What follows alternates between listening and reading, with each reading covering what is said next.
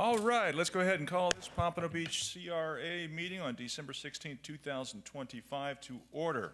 If I could ask everyone to please silence your cell phones or put them on vibrate during the meeting, that would be appreciated so we don't get disrupted with a phone call. So please silence those cell phones. Let's go ahead and call the roll. Commissioner Fezzik. Here. Commissioner Perkins. Here. Commissioner Segerson Eaton. Here. Commissioner Smith. Here. Vice Mayor Fournier. Here. Mayor Harton. Here, thank you. If we could all rise, please, for the Pledge of Allegiance. Pledge allegiance to the flag of the United States of America and to the republic for which it stands, one nation, under God, indivisible, with liberty and justice for all. I was waiting for you to get up. It's like Thank you, thank you. If I could just take just a moment of privilege here, just to ask that we observe a moment of silence for those who lost their lives up at Brown University in this country, and also, of course, for the cowardly attack in Bondi Beach down in Australia. You know, as anti-Semitism, people were just killed for no reason except being at a Hanukkah celebration, and so please, just a moment of silence.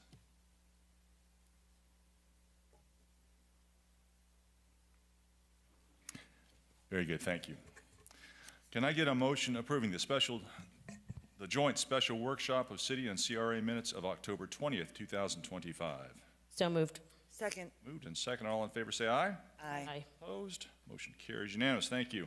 Can I get a motion approving the CRA board meeting minutes of October 21st, 2025?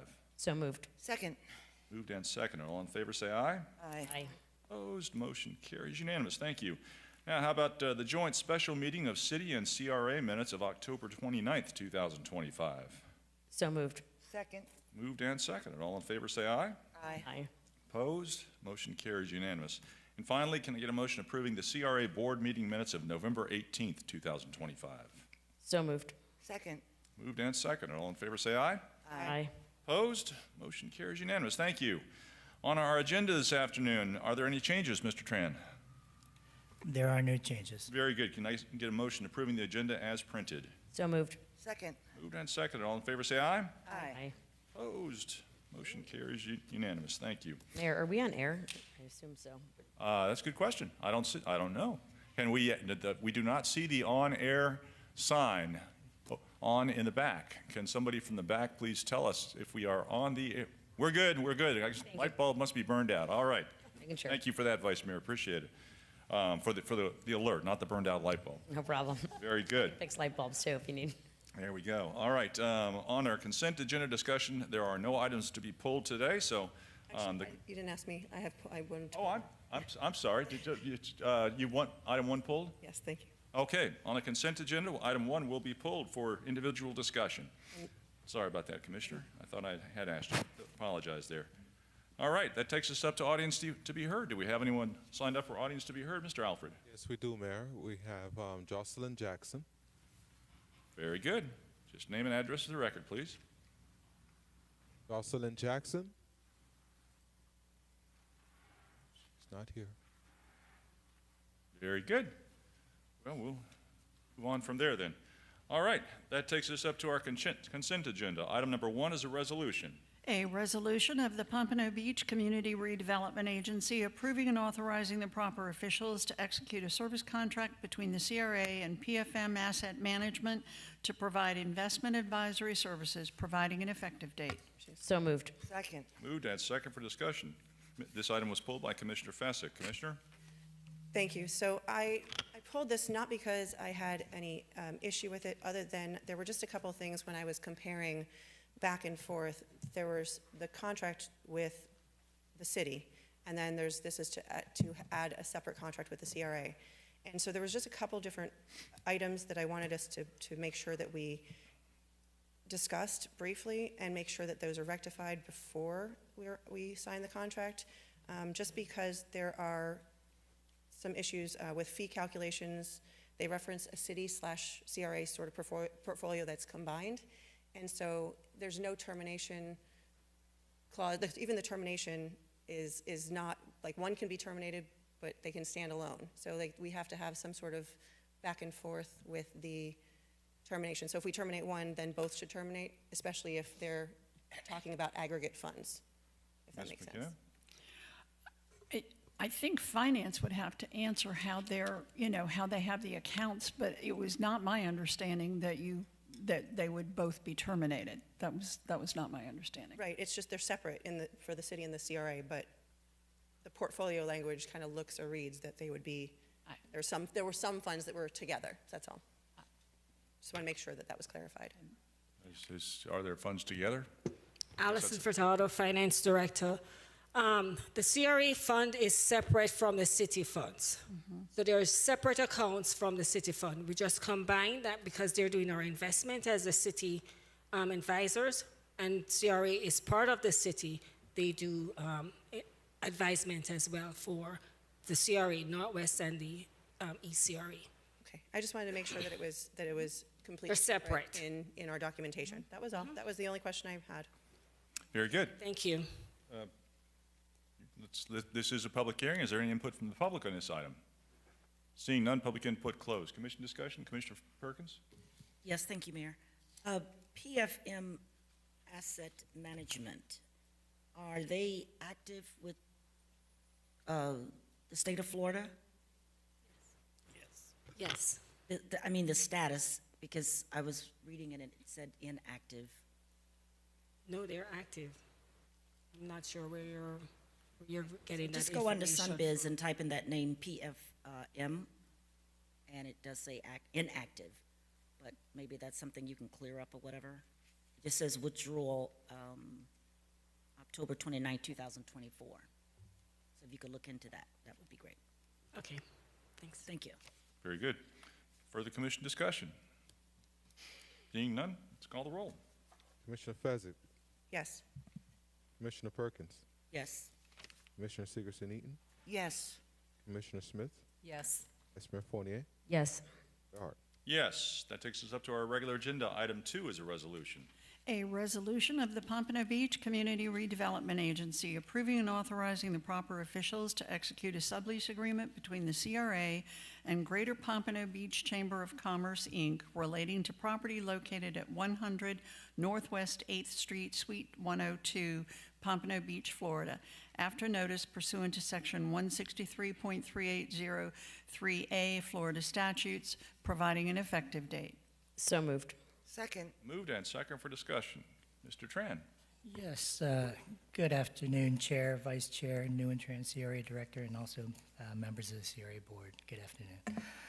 So what you have before you is space that the CRA currently leases from Sonata Apartments. The lease was effective back in July 20th of 2023. If you recall, we came before you with a sublease agreement for Henry Crockett and the Crockett Foundation. Henry was going to use this space for a youth tech center and so forth. However, the time frame it took the developer to complete the interior build-out took a lot longer than Henry expected, and he had grants tied to the operations of that youth center. So Henry requested that his sublease be terminated.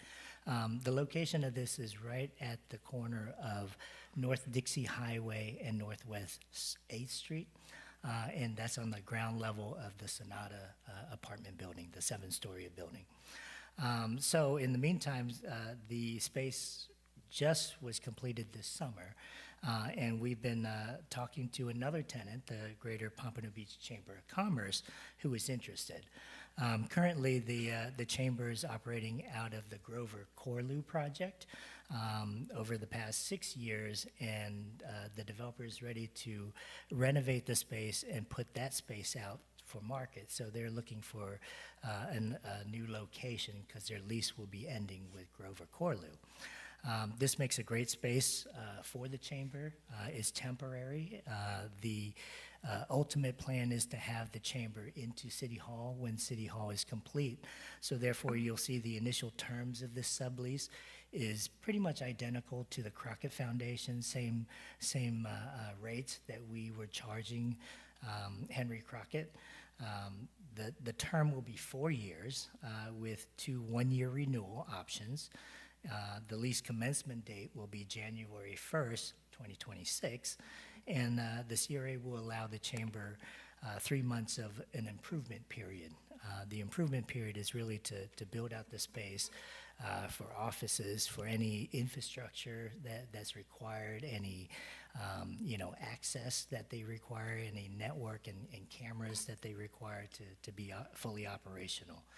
The sublease annual rent, like I said, is the same that we offered Henry Crockett, is $46,620 annually, payable in installments of $3,885. The lease is subject to taxes at 6.5%, making total rent of $4,137.53. The rent will be increased annually by 3%, beginning with the second year. So with that said, and my presentation concluded, I'm available for any questions, and also we have a chamber representative here, Ms. Evie. Very good. Thank you for that. Are there any, this is a public hearing, is there any input from the public on this item? Seeing none, public input closed. Commission discussion, questions. I've got Commissioner Fessick. Yes, thank you. Nguyen, a quick question for you. So when that same rates as Crockett was in 2023, right? Correct, yes. And at the time, were those either pre-construction sort of pricing? Or? No, as part of the build-out, it was raw space, it was dirt floors.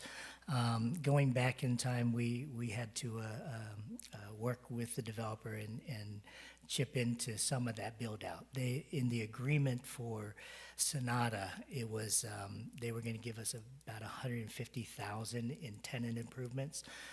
With the cost of construction and labor costs, that exceeded the $150,000 amount. So we did approach the board at that time and said, look, there's a gap here. We need an additional, I believe it was $87,000 to complete the build-out. And the build-out, it was included to be like finished floors, cabinetry, bathrooms, and all that. But it's just a basic shell. So right now it's complete, but there's no office partitions. It's just open. So no infrastructure costs or anything like that. So, we wish the build-out happened earlier so that Crockett would have been established and operating as a youth center, but they did find another location, so. Okay. And Crockett would have been a youth center, so it would have been serving the community in that space. Correct. And, when we look at a tenant to occupy the space, Chamber would be a great tenant to help activate the area, but also to encourage new businesses in the area. That is what they do. And, instead of having use there, well, maybe it could be co-locate, co-work, and also business development as well. So kind of in the same context of trying to really activate the space. Okay. And I just wanted to make sure I read the backup clearly. We are also giving them an additional almost $50,000 in tenant improvements? Yes, usually with our incentive programs, we like to say, look, the incentives are available for businesses coming in, but all those improvements have to stay.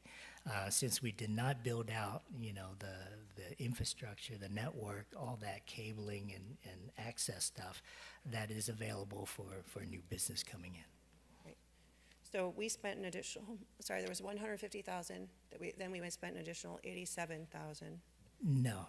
You said, Sonata gave us 150. okay. We spent 87. We spent 87. Okay. So yeah. So they performed their obligations to us to give us that space then. Yes. Okay. And if it's a finished space, so generally, don't tenants pay for improvements? Landlords sometimes gives tenant improvements, yes. Our incentive program is to encourage businesses, and we do give tenant improvements for space that stays with the property. Look, I want to make sure I say this. I love the Chamber of Commerce and everything that they do in the community, but I'm given I have some additional questions that I'm asking simply because we need to make sure we just cross all of our T's and dot all of our I's to make sure that there is no question that this is completely transparent and what in what we're doing. So I want to start with that. Were any other nonprofits or community groups informed that, that $50,000 in tenant improvements would be available if they chose to lease this? No, but as part of the process, we do advertise for the space, inviting other proposals in. So that was advertised, and as of this date, we haven't received any yet, but the 30-day period has not lapsed yet. Okay. And, I mean, in your opinion, what measurable, enforceable community benefits by having their office there would justify using tax increment funds to build out an office space? Yeah, so the Chamber has always been a great partner with us as a CRA is business development and business attraction. We work with them quite a bit on new businesses coming in and seeing how we can promote them and being more successful. That does serve the community in general, but also the whole city. And do we, I mean, I guess the biggest thing is what space, this space, when I ran the numbers, it looked like if you were just using it in an average rent for 2025, right now, you're looking at about $26 a square foot, and that's not even including CAM costs, which is included in our lease, so it's nice of us to pass that forward. But even if you ran the numbers at like $26 a square foot, we're leaving on the table $70,000 to $100,000 per year in revenue for community programs that we could essentially turn into programs for the Northwest community through renting through, you know, either the Chamber or somebody else. Why are we effectively breaking even? I think like when I did all the numbers and I pulled that 50,000 out, it was like $400 and something. The space is potential space to make money, absolutely. But also, it's in an area where we do want that activation and get somebody in first to help activate it. It is a below market rent. I believe it was calculated with Crockett for $15 a square foot. We know that rents in that area in this time is right around 22 to 26 easily. But, you know, as the CRA, we are in the business of finding, you know, operators that do help benefit the community. And in my personal opinion, the Chamber is one of those partners that could help develop businesses. As we move forward with development in the downtown, the Chamber is a great partner to help encourage new businesses to open there. So I think, you know, the trade-off is, yes, we can look at, you know, charging a below market rent, but the benefits, I think, far outweigh what we are charging. Okay. Well, I don't disagree. The Chamber is an amazing asset to us as a city, but my concern is more about CRA property, including leased space, being something that we have to dispose of according to, you know, through public notice with opportunity for other proposals. And I know that you said you publicly noticed it, but I think, did I read that correctly, that the public notice went out December 12th? You read that correctly, Okay. yes. So we are the 16th, so, and the agenda went out before the 12th. Yes, in anticipation that this is coming forward, we do notice it. You know, we didn't know when exactly they were going to agree and execute it, but we did notice it for the 30 days. But it was noticed on the 12th for 30 days? 30 days was put us into January. Right, we won't sign it until the 30 days have passed. So if we vote on this, then we're not actually giving people 30 days to send their proposals, right? I will report back to you if we did receive somebody, another proposal. Okay, that is a little confusing to me, but, It's before we enter into an agreement, so we won't sign it until the 30 days have passed. If we receive another proposal, then we'll have to bring it back.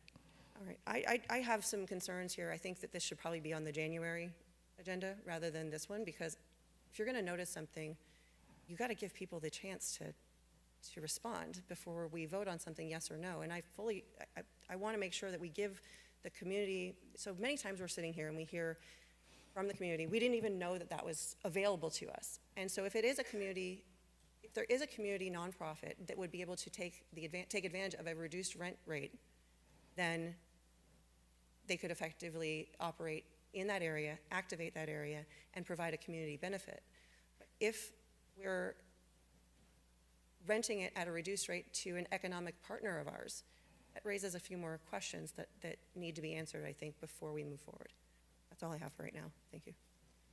Very good. Further Commissioner, Vice Mayor. Thank you. I share a lot of the same concerns that Commissioner Fezzik does. I was up here when we voted on this in 2023, and I went back and watched the tape again because my recollection of it was, I wanted to make sure it was accurate, and it was. We drove a pretty hard bargain. Like, there was a question about, can we give any more incentives to Mr. Crockett? Is there any build-out incentives? Is there any, like, lease, lease time for him to build it out with reduced rent or rent abatement? And the answer was no, that we had to have a market deal. We couldn't have something that looked like a subsidized deal. So to me, we fast forward 2 years, market rents are higher than the $15 a square foot, but we're getting this, the proposed tenant is getting the same rent. They're also getting $50,000 when they're for improvements that wasn't available 2 years ago, apparently, because it sounded like it wasn't even allowed 2 years ago when you listen to the audio. And so I agree that the chamber does a lot in our city. I actually think that we should ask them for a plan for what they're going to do to improve outreach and participation from the Northwest community. And perhaps this location will help that, but I do think that when we all attend chamber events, it does seem to be a little bit skewed to the east side of our city. But I share the concern that this has not been advertised, that period has not elapsed. I understand we won't sign the lease until then, but the optics and the story will be out that the board approved a lease for that site, even though there's still this 30-day period that has to happen. But people might be confused by that and think that really it's not worth their time to put it in a proposal because something was already approved by this board. So I do need Ms. McKenna to clarify why, when we talked about this in 2023, it was very clear that we had to charge a market rate rent, and then Nguyen just said that in some cases we don't, or we have more wiggle room than was implied back then. I apologize, Commissioner. I would have to go back and listen to the 23 tape to find out what was said and in what context. I don't think there is a statutory rule about market rate, but I didn't go back and listen to the 23 audio, so I can't respond without doing that. Okay, so I would like to make a motion to table this to the January meeting so that we can have the opportunity to look at what happened back then and for this period to expire. Mayor, point of order. No one else has had a chance to discuss this before this motion. So I have a few questions myself. Thank you.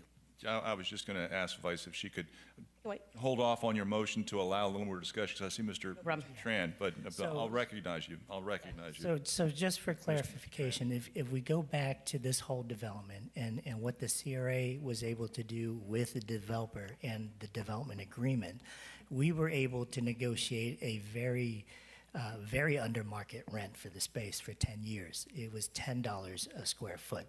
And that's why the situation to us was the same. Whether it be the chamber or a new, a Northwest business going in there, we would offer that reduction because that's what we do. We try to cultivate that business to be successful. We can control it as long as it's a little more than what we're paying, which is $10 for the next 10 years. So, Crockett was going to pay $15 a square foot. So yes, the economics and the market has changed over the years. We can go as high as 26, but what we're trying to do is what is the best benefit for the community. And like I said, if it's not the chamber, it's another non-for-profit, we would also offer that reduced rent to help them out. Right. My concern is, yes, market rents have gone up probably, 8-10% in the last couple of years, and this is the same exact deal with the $50,000 improvements that apparently were not available 2 years ago to a different tenant. So I just have concerns about and in the lease there is an issue. It says that they actually only have to pay $30, the security deposit. They are paying half of what was in the prior lease, but it also says it's equivalent to first and last month's rent. So I think there's an error in the lease. Yeah. in the security deposit section, it should be 7,770, I think, not 3,885, unless it's intended to just be 1 month, in which case you have to remove first and last. So there's just the economics of this look so much better, and we're 2 years into a market where things have increased. And I do think that if there might be other people out there, if they really knew about it, that would be willing to put in a proposal for the space, especially knowing that there's 50,000 more of improvements available at what is now a very, very favorable rent. It was 2 years ago, it really is now. So, thank you. Very good. Further commission discussion. Commissioner Segerson-Eaton? Yeah, does the 30 days expire, Nguyen? What date? It was advertised on the 12th, I believe, right? And 30 days from there, so. I'm sorry, I didn't hear you. The 12th of December? Yes. So we are past the 30-day point. No. No, the advertising went out on the 12th of December, so we got 30 December. days I from thought you that. said November. Okay. Thank you. Further Commissioner Perkins? Thank you, Mayor. The space, if we're going to take up some of this space for the chamber, is there any other space left available for? Yes, so the space, the chamber only needs 1,500 square feet, so half of it. The remaining space, they were looking at having co-work available. So if there's a small business that wants to lease some co-work space, it's available for them as well, so. Okay, I have a different understanding with Mr. Crockett. Basically, the conversation he and I had years ago is he felt he was pushed out because he felt that he could not get the city or CRA to move on this project in a timely manner. I remember him telling me he had to fly someone in from New York and couldn't get any movement, and it was just a waste of money, and it just did not work for him. So he had no choice, he felt, but to terminate it because of the delay he was getting from the city and the CRA. Now, that was based on our conversation back then when he was trying to, of course, really start the Youth Tech Center there. Also, I did not know that we were moving the chamber into this location. I welcome it. We need it. It's an asset to the city. However, when it comes to something like this, as we've been saying on the dais, we would like to know what's going on in our district before. I found out about this when the public found out about it on the agenda. So I had no idea. I don't know when the discussion took place or how long this has been going on. But I do have one other question. If I could remember correctly, was there something pertaining to the downtown that was supposed to be placed in this particular location? Something pertaining to business or business office? CRA proposed also to be a business incubator program. Right. And that's available for the other space that the chamber doesn't occupy. We have been in discussions on the other 1,500 square foot of the space. Would the chamber be open to leasing that as co-work and developing that business incubator? So they were. So that's in the sublease. Okay, all right, just wanted to make sure I understood that. And, okay, that's it, thank you. Commissioner Smith? I've been hearing from community through our downtown discussions that developing small businesses is important, especially in the Northwest community. And I have a lot of faith that the Chamber of Commerce can accomplish that, and they have the passion and the resources to do that. Their lease is up in January, so they're going to go somewhere else if we don't offer them the space to come to District 4 and to be close to the downtown and to provide that incubator for our small businesses and community. I would be for approving this today with the understanding that something else might come up between now and the 11th of January. But I'd hate to lose the chamber, the opportunity to have the chamber located in District 4 and so close to the downtown. And if we turn them down today, their lease is coming up, so they're going to go somewhere else, and we're going to miss that opportunity. So I would like to see us go ahead and approve them, and then we can address it if something happens with a result of someone else coming forward. Mayor? One moment. That's what I wanted to say. Thanks, Mayor. I've got Vice Mayor next, and then Commissioner Fezzik, and then Commissioner Perkins. A couple clarifying questions on that. So it does say in our backup that this sublease will start on January 1st. How can it start before the period of the notice has elapsed? Well, it's intended January 1st, but if the 30 days have elapsed, it should change to the 12th. But Claudia? Yes, I want to make sure that our record is clear about this 30-day business, okay? What the statute says, and it's 163, 380, 3A, and it says prior to the disposition of CRA property, the CRA, before it's set, let me just read the section. At least 30 days prior to the execution of a contract, you have to do the notice. And then at the end of that section, it says, and this is if you've received proposals and rejected them or not received any proposals, it says thereafter, the county, municipality, CRA may execute such contract. And the reason they're referring to such contract is because the concept is that you let the public know you intend to execute a contract in 30 days. And you're giving notice that you are invited to come and look at that contract and try and improve its terms if you have an interest in whatever it is. That's the principle behind the notice, that we're going to execute a contract. If there's anybody out there that would like to do the same contract or better the contract, we invite you to do that. But then if we don't get anybody, we're going to execute such contract. So the notice specifically contemplates that there is a contract at issue that the CRA intends to sign. Thank you. My question was, if the notification period is not, doesn't elapse or expire until January 11th, Right. how can we enter a sublease January 1st? It would be as of.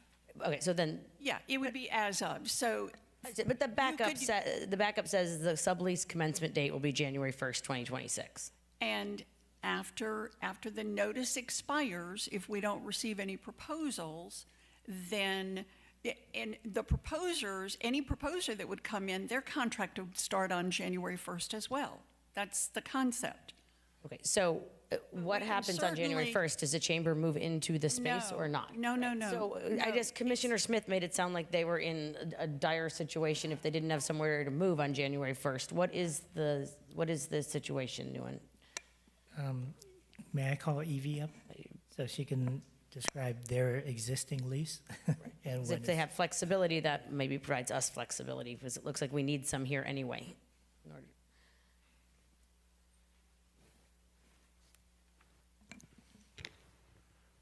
Good afternoon, everyone. Good afternoon, Mayor, Vice Mayor, Commissioners, CRA Attorney. My name is Yvette Janvier. I'm the President and CEO of the Greater Pompano Beach Chamber of Commerce. To clarify our lease term, our current lease, it ends the ending of February of 2026.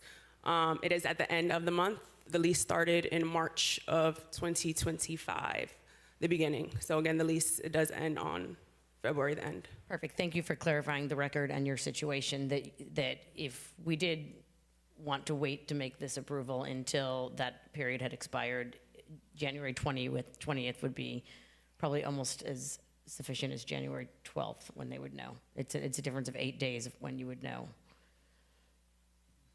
So, but you'll still be a tenant and have a place to occupy through the end of February. That is correct. Thank you. Very good. Then I've got Commissioner Fessick, followed by Commissioner Perkins. Thank you. I have a few more questions for Nguyen.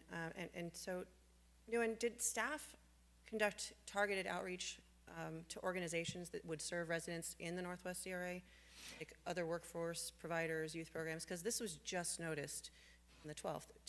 Obviously, if this was noticed on the 12th with the intent that the chamber would take the space, there was time in advance to let people know it would be available.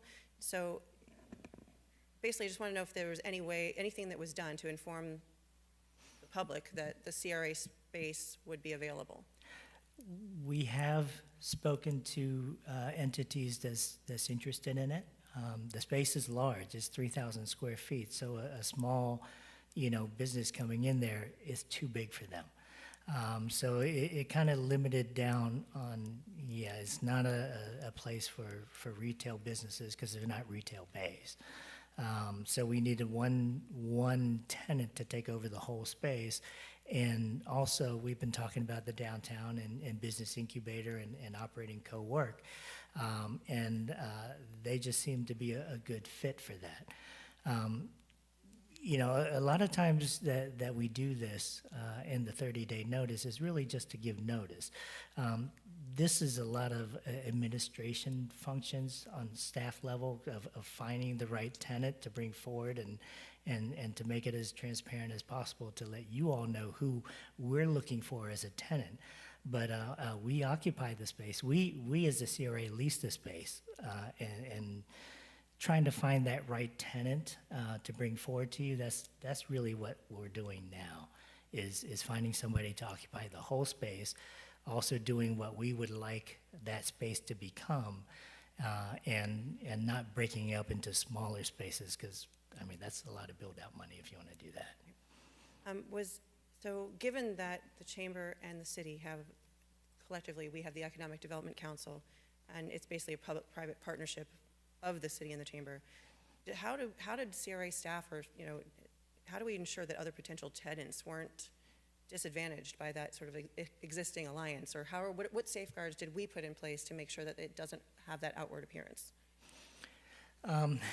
Every space that everything comes before you all for approval. When we went into the development agreement with Sonata, that came to you.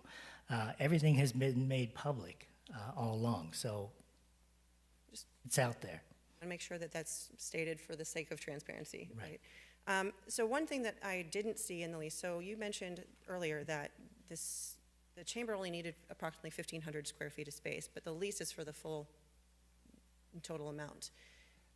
And then secondarily, you said that you're proposing essentially leasing it back or having them leased to other small businesses as a business incubator. Correct. Who would be the leasee on those business incubator projects? Those we will work with the chamber on what the intent is on the co-work. We tried to do it at one time in City Vista. We don't want to be involved in that as staff. We wanted one entity to take over the whole space and to really run it the way we wanted to see it happen. Like I said, the space is a large space, and it needs to be broken up. And for administration purposes, it's easier to administer one lease than multiple. I would agree with you. It's a nightmare sometimes when you're doing that from our level. My concern is that if they only need 1,500 square feet and they're getting this really sweet deal on a below rent average, and then they're turning around and subleasing additional space as a co-working space at I'm not sure what that per square foot cost would be, or if it would be subsidized in part by the CRA as well. But basically, I'm looking at this, then we're basically essentially giving the nonprofit organization the right to charge whatever square foot dollar per year they want in that co-working space. And when you do co-working space, you can multiply that, because it's a number of, you're not actually committing to an all 24/7 usage of space. So therefore, they can sell co-working memberships or things like that, which would help small businesses, but it then becomes a profit for the chamber rather than a service from the CRA. So if they're going to turn it into a profit, of some kind or a service in some kind, and they are a nonprofit, I'd really like to see that change to make sure that we either have something locked into place where we're not going to overcharge Northwest District or small businesses, so we can make it truly a business incubator, and I would love that sort of commitment. These are the things that I would love for the community to be a part of, and I think 4 days' notice isn't enough time to give everybody the opportunity to either want to lease out the space at the sweet deal, or if we're going to be competitive and offer it to a chamber who we have a partnership with the city, even though it's a nonprofit and they do amazing work, amazing. I would like to make sure that we set the parameters in place from the beginning to make sure that we can say effectively and without any hesitation that we are truly serving the small businesses that really need that space or want to use that co-working space, and we set it as part of this contract. Correct.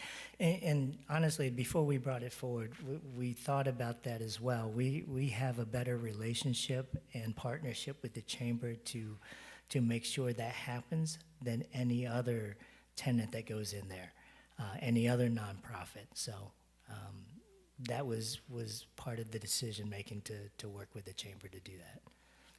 And, I just want to be clear, it's not about being anti-chamber. Like, I it all. I just want to make sure that it's just about whether we as a CRA board, as a community redevelopment agency, are actually honoring the legal agreements that we signed up to honor, that we're protecting public interests and the dollars that are being spent, and making sure we're doing things in the most, not just straightforward way, but in a way that really does serve as many people as we possibly can, and doing it all where potential tenants, like I said, that we look at all of those things and give people the opportunity to respond in a timely fashion. And I'm so happy to hear that there isn't this, you have to move somewhere or you'll be on the streets moment, because I would really like us to come together as a group, per se, see if there's anybody else who does respond, but then make sure, if this is where we move forward, that we make sure that the safeguards are in place so it's done the best way that we will serve that community and truly honor what we wanted to do, essentially, with the Crockett Foundation from the beginning.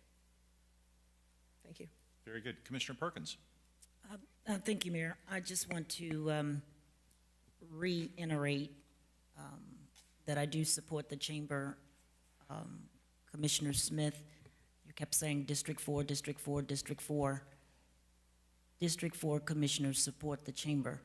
The chamber, I'm happy that it's in that location. I just would have loved to have been a part of the negotiation, the talk, or just have known about it. And not only that, I think if staff would have mentioned this individually beforehand to all of the commissioners, because the chamber represents the entire city, I don't think we would be having this discussion back and forward. I think it would have been something that we could have cleared up before this meeting. But myself, like everybody is sitting here, I think it was my first time seeing this on the agenda in District 4. So I am not against the chamber. I just like to know ahead of time when these things are being discussed or brought forward, before it's brought forward. Thank you. Very good. Commissioner Seegerson-Eden. Thank you. So Nguyen, the space is available to any person who inquires about it at any time. Has been, correct? Correct. So this notice, when someone approaches the city and says, hey, we're looking for a spot, maybe this might be a good spot. And they approach the city, and the city says, yeah, okay, we can come to an agreement. And however, we have to notice it for 30 days in case there's someone else that might be interested. So we are giving an opportunity to anyone maybe to say, oh, I'll pay you $10 more per square foot, or what have you. But up to this point, has there been any interest from anyone renting the space, and how long has it been? Yeah, so it took a long time. Besides Crockett. Yes, it took a long time to build out. So it was just, unfinished space back then. Like I said, it was like this summer is when they finally finished the build out and the punch list for us to go look at it. So the negotiations with the chamber wasn't for years and so forth, between Crockett. It was just recent where we found out that, look, they're looking for a space, and we sat down and talked to them on, well, would this be suitable in the meantime? Reality is we have the space for 10 years, and after the chamber, that space is available. Anything that we put in there for incentives and build out will remain there for any other local businesses that want to take over. And maybe then we might break it up then into smaller spaces. But, any public funding that we put in there will remain for the public and will help offset any cost going in there. And because it's within the CRA, the CRA's, one of its basic functions is to try to attract businesses to an area that has otherwise been deserted or not very active. I don't, and obviously I'm not going to use the word slum and blight because it's a beautiful building, and every time I drive up Dixie Highway, I'm further impressed and proud of what we're creating there, and it's just a stone's throw from the old town and all the businesses that are going there. It enlivens the area. It brings foot traffic, or people coming to the area to come to speak to the chamber, and then perhaps go over and get a cup of tea at Soulful Steep, or go to the Vault, etc. So that's what CRAs do.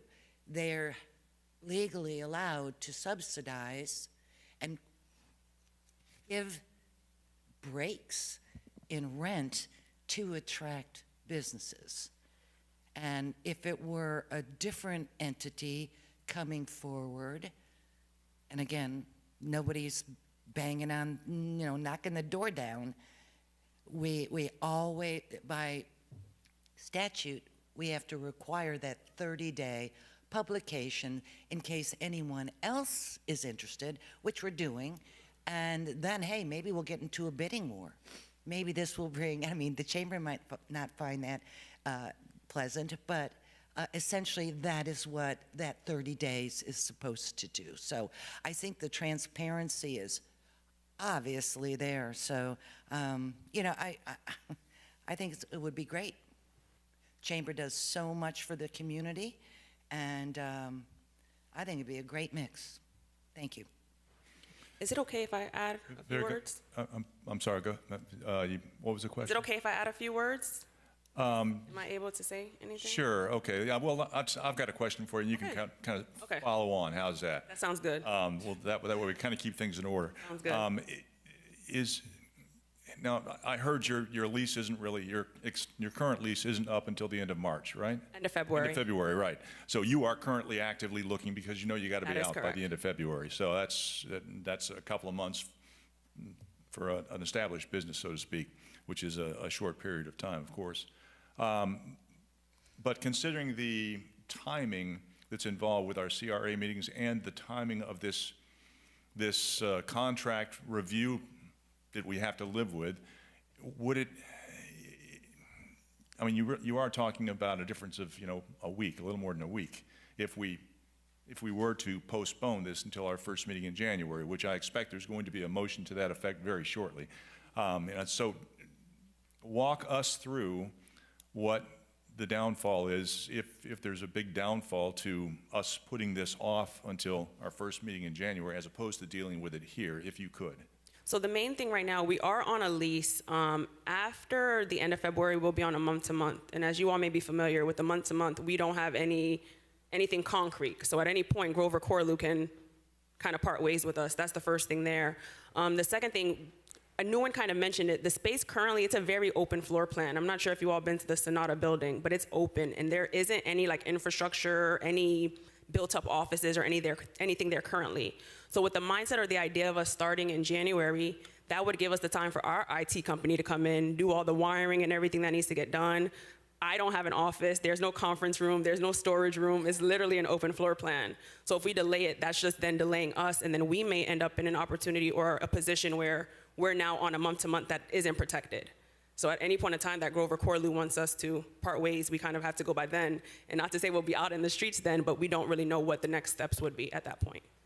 Gotcha. Okay. And you had anything else you wanted to add to that? Yeah, I just wanted to add, so a new one kind of touched on it too, with the $50,000. So that does seem like a lucrative amount. However, that's investment that will remain at that location. The space that we're considering right now, that's not a permanent location for the chamber. That is, again, going to be back to the CRA after the 4 years. So anything that's built up, the $50,000, that is used, and it should be in the lease that you all have a copy for. That should be used for the infrastructure, the build out of the conference room, the build out of the office, and any other thing that has to be actually built up. That isn't including like furniture or anything like that. It's literally the infrastructure that has to be built in place, which will remain even after we leave.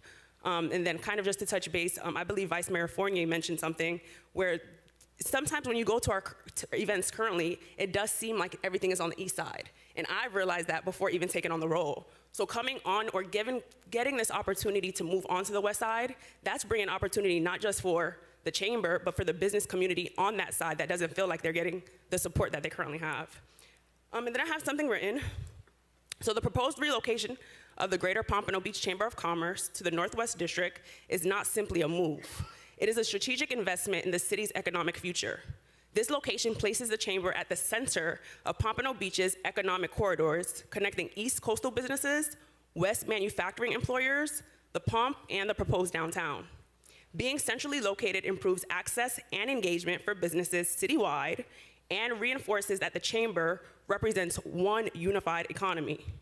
It also aligns us directly where growth and redevelopment are happening, allowing the chamber to actively support investment as it occurs. Our proximity to the West Manufacturing District strengthens relationships with major employers and workforce partners, while our presence in the Northwest District brings added visibility, business activity, and momentum to an area already seeing strategic CRA investment. Now, this move also allows the chamber to expand hands-on support through co-working spaces, collaboration, and entrepreneur-focused programming, advancing economic opportunity and equity across Pompano Beach. So we believe that this relocation strengthens the business community, supports the CRA's vision, and positions the chamber to better serve the entire city, not just the east side. Very good, thank you. Mr. Tran, so any kind of workforce business development process that we envision going forward, whether it's with the chamber or someone else as part of that location, that's completely outside of this lease, correct? Correct. So there would be additional add-on services that would have to somehow be negotiated, brought forward to make that happen, no matter who it happens with. Right. Right, whether it was some other entity or the chamber, so I just want to make sure everybody's clear on that if the chamber is to move in, they're not just suddenly, going to do a workforce development project there. That's yet to be discovered. Correct. Gotcha. Ms. McKenna, legally, okay,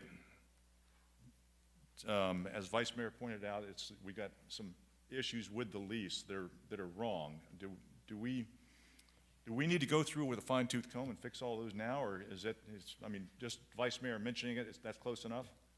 As far as security deposit, things like that? Yeah, absolutely. If there are any provisions that we need to alter, they are alterable, for sure. Okay.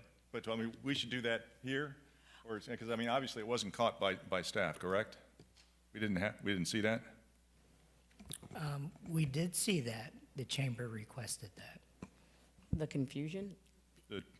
No, so the confusion is missed by staff, yes. Okay, because Which one is it? It says one thing in the lease, and the number says another thing in the lease. Yes, so we will correct that. Which one is it?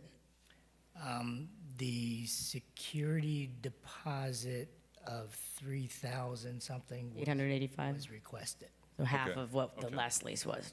Gotcha, okay. So that's the resolution of that one. Very good. Mm-hmm. Because, I support the chamber being there, but I know that I expect there's going to be a motion to delay this, and I just wanted to find out what the ramifications were if we do delay this. But overall, I think it's a win-win for the city to have the chamber out there. So further commission discussion. I know the Vice Mayor wants to make a motion. Vice Mayor. Thank you. I do want to just read part of the lease to back up what the mayor just said about the use of the premises. It says subleasee shall use the premises for the operation of an office as well as other ancillary uses. No other use of the premises is permitted under this sublease without prior CRA approval. So to the mayor's point, this is an office space, and if you want to come back with a workforce program or anything else, that comes back to this board. So that's not embedded in this lease now. Like everyone else here, we show up whenever you invite us. I remember talking to you at the boat parade a year ago and saying, Evie, where is the diversity here? Like, Did you see it this year? I wasn't invited this year, so I didn't, but Yeah, there was diversity this year. We had a wish we'd woman been and we had an invited. African-American man. It was live on Thank you. YouTube. Thank you. Well, yeah, we had to watch elsewhere because we weren't invited, but we show up whenever you do invite us, and we appreciate that. And I do think overall that that this would be a good location for the chamber for many reasons. I do want to make the motion because I still want clarity from Ms. McKenna on some of what was said to Mr. Crockett versus what we're saying now about this market rate issue. And I'd also like to see the time period elapse so that people don't, so there's not a headline in the Pelican tomorrow saying CRA approves lease with chamber, because that's what will happen. And when there really is still this time window for other people to come in, because that would be a deterrent, I think. So I'm going to make a motion to postpone this to our January 20th meeting. Second. Okay, we've got a motion to postpone until January 20th. It's been moved by Vice Mayor and seconded by Commissioner Fessick. Discussion on the motion. Mayor, Yes, Commissioner Perkins, followed by Commissioner Fessick. so, what's your name again? Evie. So, if we postpone this till January, you will have ample time? It's not guaranteed. So right now, with the infrastructure, with the wiring, that's going to take about 2 weeks. But then again, there's nothing currently now with like the walls or anything built up, and that's going to take an additional 6 weeks. Our lease ends the end of February. So from there, we're going to be on a month-to-month, but again, that's not guaranteed. So I can't really give you a solid answer on what's going to happen, but our lease is over the end of February. And during that time, if we do move forward at the end of January, that is going to prolong the infrastructure and everything that has to be built. Okay, great, thank you. You're welcome. Commissioner Fessick. Thank you. Like I said, I want to find a way that this works so that we make sure that we do things the right way and properly notice things to residents or potential businesses or potential nonprofits in that area. I'd like to see also more of a collaboration of finding out let's just make this lease look right. And if we need to, we can always readdress in those next few weeks between now and the 20th. If you find out you have conversations with Grover Corlew, you can potentially know that you have this pending, or, and see if they would work with you on a month-to-month to make sure you could at least lock in something that you would need for build-out. And again, if we were to do that, we would also push the start date off, which would then reset your 3 months in terms of rent-free space. So I have to agree with Vice Mayor. I mean, I have a lot of questions. I want to make sure that we just do this the right way and make sure that it's just sound in a way that we can say to residents, this is the best opportunity that we have brought to you, and that we make sure that all those questions are asked. And I will follow up no matter what with staff and send those questions, some additional questions, to make sure that we address them over the coming weeks if we're able to move this to January. Thank you. Thank you. Very good. Commissioner Seegerson-Eaton. Yeah, my understanding is that we have clearly done it according to statute. Can you confirm that, please, Ms. McKenna? We have certainly complied with Section 163-380, which is the provision relating to disposition of CRA property. Thank you. That's all I have, Mayor. Thank you. Very good. Further commission discussion on the motion to postpone. Seeing none, let's go ahead and call the roll. Commissioner Fezzik, Yes. Commissioner Perkins, No. Commissioner Seegerson-Eaton, No. Commissioner Smith, No. Vice Mayor Fournier, Yes. Mayor Hart. No. Very good. Back on the original item. Further commission discussion? Seeing questions? Yeah. Questions only? Oh, very good. In which case, let's go ahead and call the roll. Commissioner Fezzik, No. Commissioner Perkins, Yes. Commissioner Sigerson-Eaton, Yes. Commissioner Smith, Yes. Vice Mayor Fournier, No. Mayor Harden. Yes, item 3 is a consideration. Thank you. Sorry, what was that? Okay, item 3 is a consideration. Consideration of an unsolicited proposal from, whoops, I turned the page too quickly, my apologies. From Fraser Elite Homes LLC and Parrish and Associates LLC to construct an income-restricted single-family home on the CRA property located at 1910 Northwest 7th Street, Pompano Beach, Florida. So moved. Second. Moved and second for discussion. Once again, let's see, Mr. Tran? No. Cassie? Oh, no, I guess Mr. Tran? Okay, you're it. As Cassie was under the weather, so I'm presenting her item for her, so I will do my best. Very good. These two items are related. We had to break them up, and I'll explain why. But we did receive an unsolicited proposal from Fraser Elite Homes for a single-family home on 1910 Northwest 7th Street and also on 300 Northwest 27th. The first one, the single-family home, is a deed-restricted home. It was given to us by Sheep Properties from Broward County to the city, and then the city transferred it to the CRA, but it has a deed restriction on there for affordability. Again, you know, with these unsolicited proposals, we have to advertise per Florida Statute 163-380 is that 30-day notice in the Sun Sentinel newspaper of circulation, inviting other proposals. So we did receive one from Fraser Elite Homes, and typically within that time frame, the 30-day time frame, we don't get another proposal. But because our lots are getting a little more scarce, land is very sought after for residential use, we did get another proposal from Parrish and Associates. So this is just going to recap what we went through with the unsolicited process and how these proposals were evaluated. Again, item number 3 and 4 are related.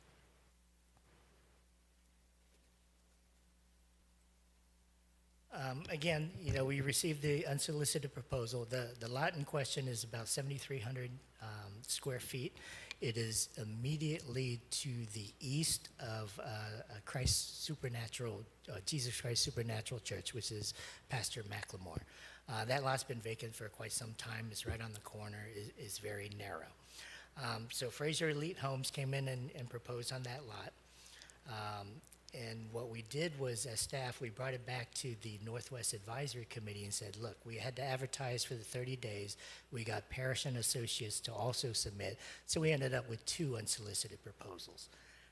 At the September 2nd meeting, we presented that to the Northwest Advisory. They said, look, you know, the best and the most fairest way for us to do this is let's form a subcommittee made up with not the full advisory committee, but members of that advisory committee with some subject matter expert experience to help evaluate this and bring us back a recommendation. So that's what they did. They chose 3 advisory members to sit on a subcommittee. It's all volunteer. The first one we had was Danielle Alzar. She is a registered architect on the committee. We had Carrie Ann Worley, who's a real estate professional, and also Velma Grant, who is a contractor. So they were very appropriate subject matter experts to really go into detail on all these proposals. Again, we're talking about 2 CRA vacant lots and 2 proposals on each lot, so you had to evaluate 4 proposals total. That would never have happened during our normal advisory committee meeting because we only had that 3-hour time frame to do the business, and then we get kicked out of EBAT Larkin. So with the advisory committee, with the subcommittee, we did meet on November 4th. It was not solicited, so we never had like an evaluation criteria that was set. So what we did do as staff was follow pretty much if we were to solicit, here are the rating factors, here's the point system. We ran it like a formal evaluation with the criterias, with the point system.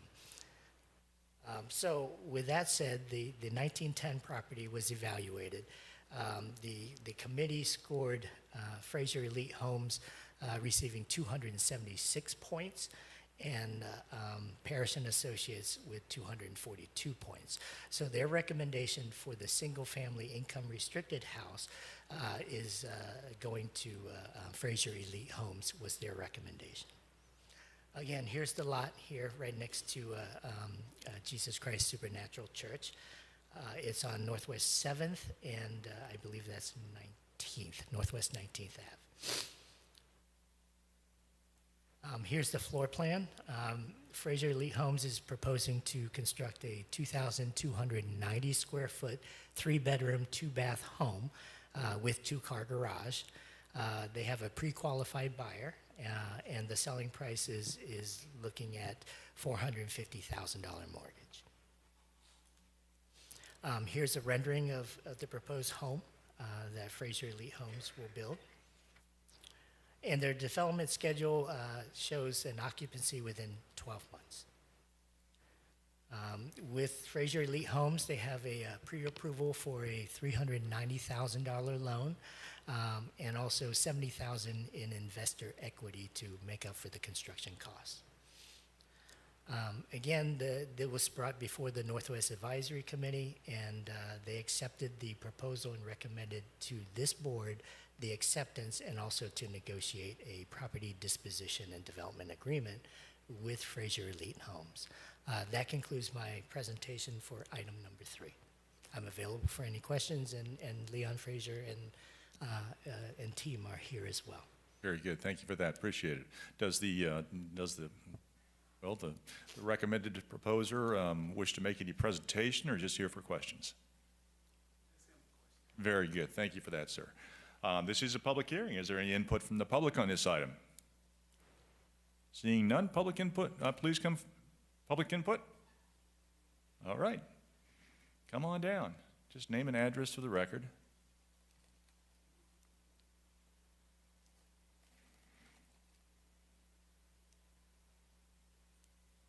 Thank you for your service, Ms. Smith. Thank you, too. Good afternoon. Hello.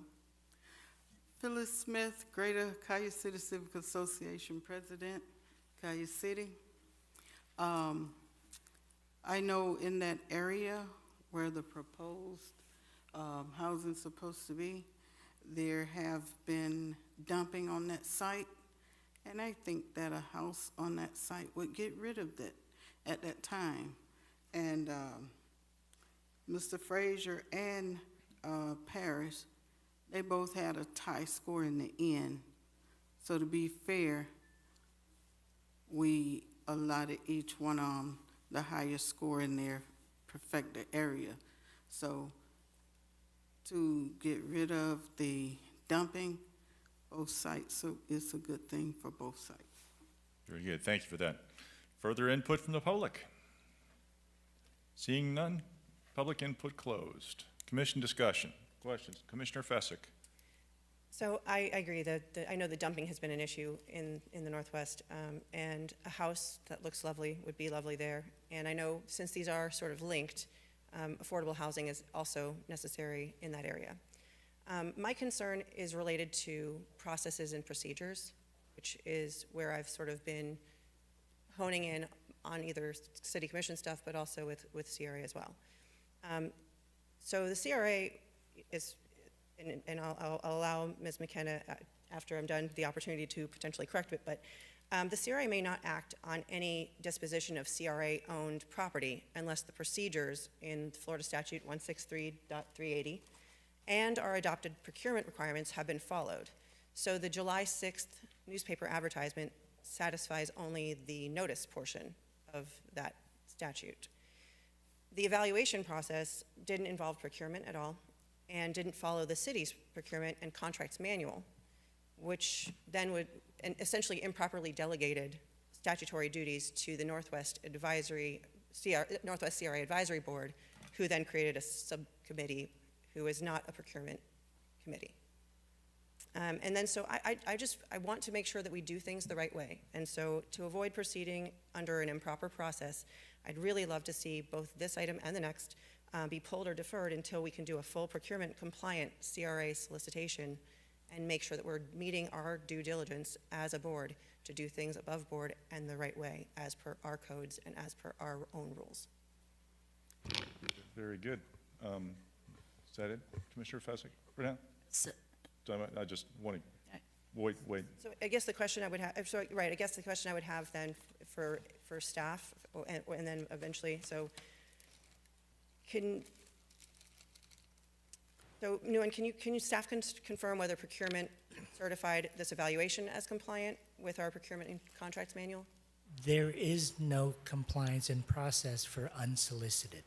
Usually with with a formal solicitation, we outline the process of what we expect. So when we issue an RFP, we outline everything. Here's the evaluation criteria, here's the meeting times, here's all that information. When we get an unsolicited, we try to mimic that as much as possible. We have a development checklist that says, okay, here's the evaluation criteria that we're looking for in your proposal.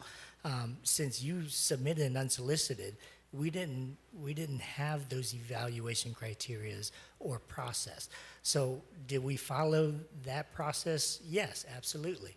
Normally when we get unsolicited proposals in the past, and this board can probably verify how many we get is a lot. I mean, Kenny Davis was probably the first one that helped us develop that process. There is no process in the procurement manual for unsolicited. So we try to do as best as we can to mimic that procurement process, but technically we don't have to do that. We could just bring it before you, and like we're doing now, it's a consideration item. Do you want to accept this, and direct us to work on a development agreement? So that's as transparent as possible. The statute requires us to advertise in the paper for 30 days, inviting other proposals, and that's what we did. So we did everything to a T and follow as close as we can to a normal procurement process, but we're not obligated to with unsoliciteds. Right, so even if it was unsolicited, wouldn't you, if you got additional contracts and you then had to go through that selection process, wouldn't you try to go through the procurement or department to make sure that the selection committee was selected and everything was done according to our city and CRA standards? There is no standard, There's a is what I'm procurement standard. saying. Not with unsoliciteds. Usually when we get an unsolicited, we'll advertise the 30 days, we bring it before the committee, and if it's only one, they can either recommend to you all to accept or not. And that's how we've always done it in the past is we'll bring forward their recommendation is it's a consideration item. Do you want to accept this? Does this go with what we're trying to do and redevelop in the area? Is this product that is something that you would like to see here? Is this the price point that you want to see?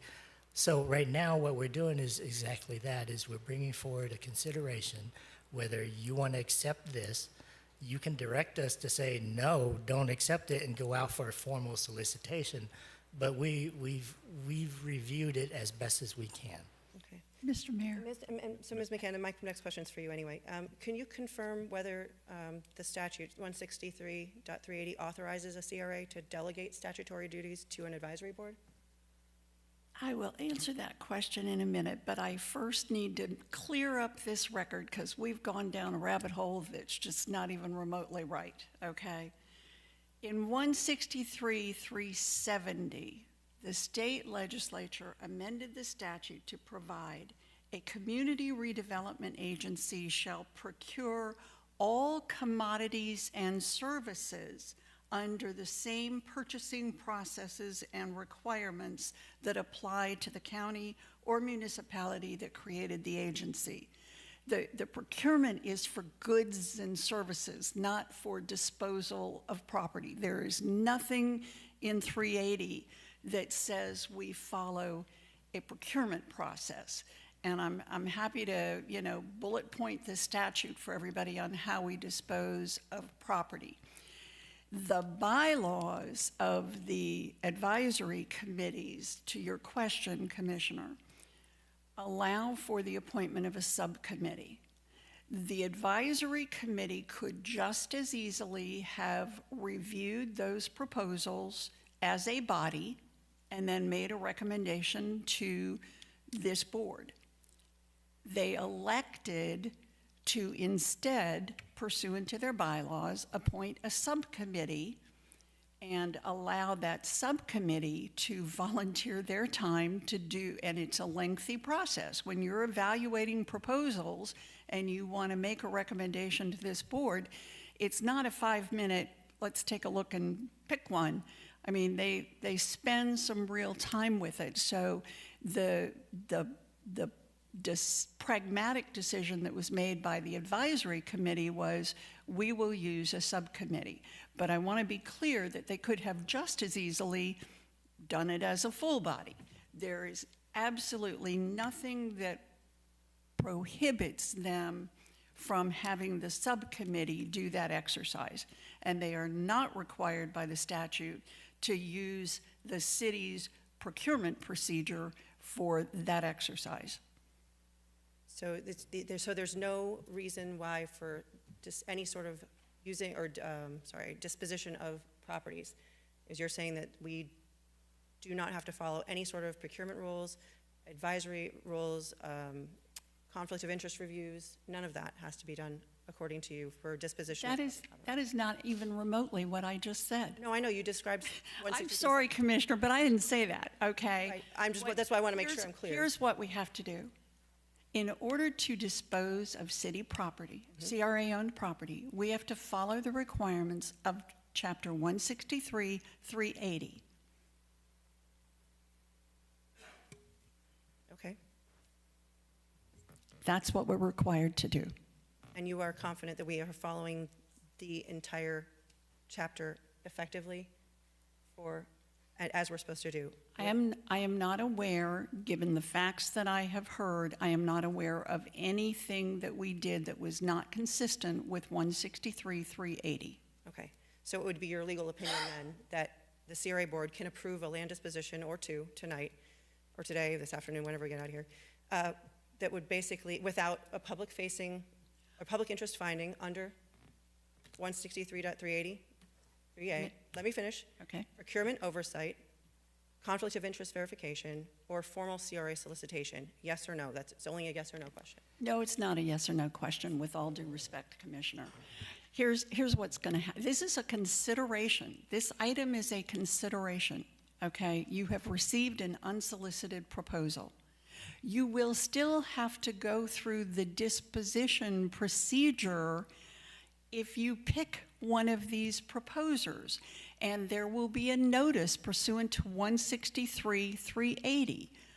But the other things that you mentioned, those procurement requirements that are in the city code, none of that has to be done. That's not what this statute requires. What it requires is that we bring the property that is in the CRA to this board, and we say, we have the potential for a contract to dispose of this property. You all, as the board, pursuant to the statute, decide whether or not you want to dispose of that particular property and whether you want to dispose of it on the terms and conditions that are being presented to you. And there is a public notice that goes out to allow anybody else that wants to come in and make a proposal. That is all going to happen. So the answer to the question is we are following the statutory requirements in order to consider disposing of, I think it's 1910. Northwest 7th Street. That.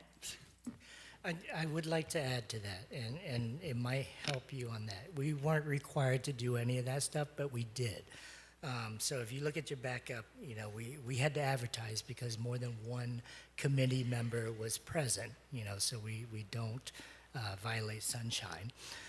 So it was advertised, it was publicly advertised. You know, we took meeting minutes. We have scoring sheets, we have scoring detail, and also we completed conflict of interest forms. We have all that, like a normal formal solicitation, but we weren't required to do that. we did it anyways. Very good. Thank you for that. At this point in time, we'll move on to the next speaker. Similar to. Thank you, Commissioner I'm not Fezzik. finished. I have one final sentence and I'm finished, thank you. So my final thing is, similar to an RFP is not an RFP no matter what, but the motion, trying to make a motion or trying to ask to defer this isn't about what the community needs or what it isn't needs, it's making sure that the community sees that we are asking the right questions, that we are doing the right things as a board, and we are making sure that we are as transparent as possible, because that is what counts. Thank you. Very good. Thank you, Commissioner. Commissioner Perkins? Excuse me, thank you, Mayor. I'm sitting here thinking with the questions that you're asking, Commissioner, that maybe you were hearing some of the things I was hearing, and I decided, I was hearing there was some shady things going on, and I decided to show up at one of the meetings, not knowing that it was a presentation, and I was told to leave because of it could come before us on the board. But I just walked in to kind of see what was going on because of what I was hearing, so I'm not sure if you heard the same thing. But after that, I did call Ms. McKenna, and she explained the process to me as to how the subcommittee was formed, appointed. So I'm good with it. I just didn't understand when I was hearing a little chatter in the community. But I was glad that she explained that to me, and I could see where the commissioner's going. I'm not sure if you heard what I heard, but I had to call Ms. McKenna to get clarification based on that, because of course we do want to do things the right way and fair, of course. But can you put the picture back up again of the house? Can you place that back up there again? This is more of what the Northwest needs to see. This is a very, very beautiful home. And yeah, I support this 100%. We need to see more. And as Phyllis Smith said, the dumping and the trash in that area is just terrible. And this is a welcome addition to that area. So yeah, I support it 100%. Thank you. Very good. Commissioner Segerson-Eaton, followed by Vice Mayor. Thank you, Mayor. So, with all of the sort of impressions that somehow the city is not doing what either A, it's required to do, or even doing more than what's required to be transparent, is well, we are doing more than what's required to be transparent. And again, Ms. McKenna, are we doing what is required by law? Absolutely. Okay, thank you very much. Very good. Vice Mayor. I have a couple questions and then some thoughts. These items are linked for me also, especially given some of what was written in the minutes from the meeting on December 1st. But I keep hearing and reading that there is a buyer. Is there someone already lined up to purchase this home? Yes, so as part of our single-family infill unsolicited process, we always encourage the developer to come to the table with a qualified buyer. That's always been true in all the previous homes that we've had, because we want to make sure that that it's almost like a turnkey type of project, where here's your financing, here's your buyer, here's your product.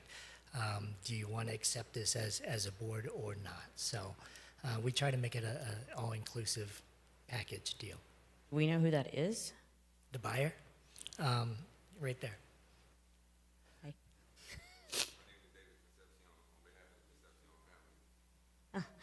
I had no idea when I asked that question. Okay. Hi. Okay. Thank you for clarifying that.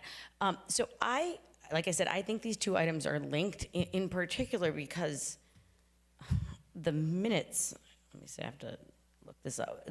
It makes it sound like the meeting that Commissioner Perkins must have tried to attend on December 1st and then was asked to leave.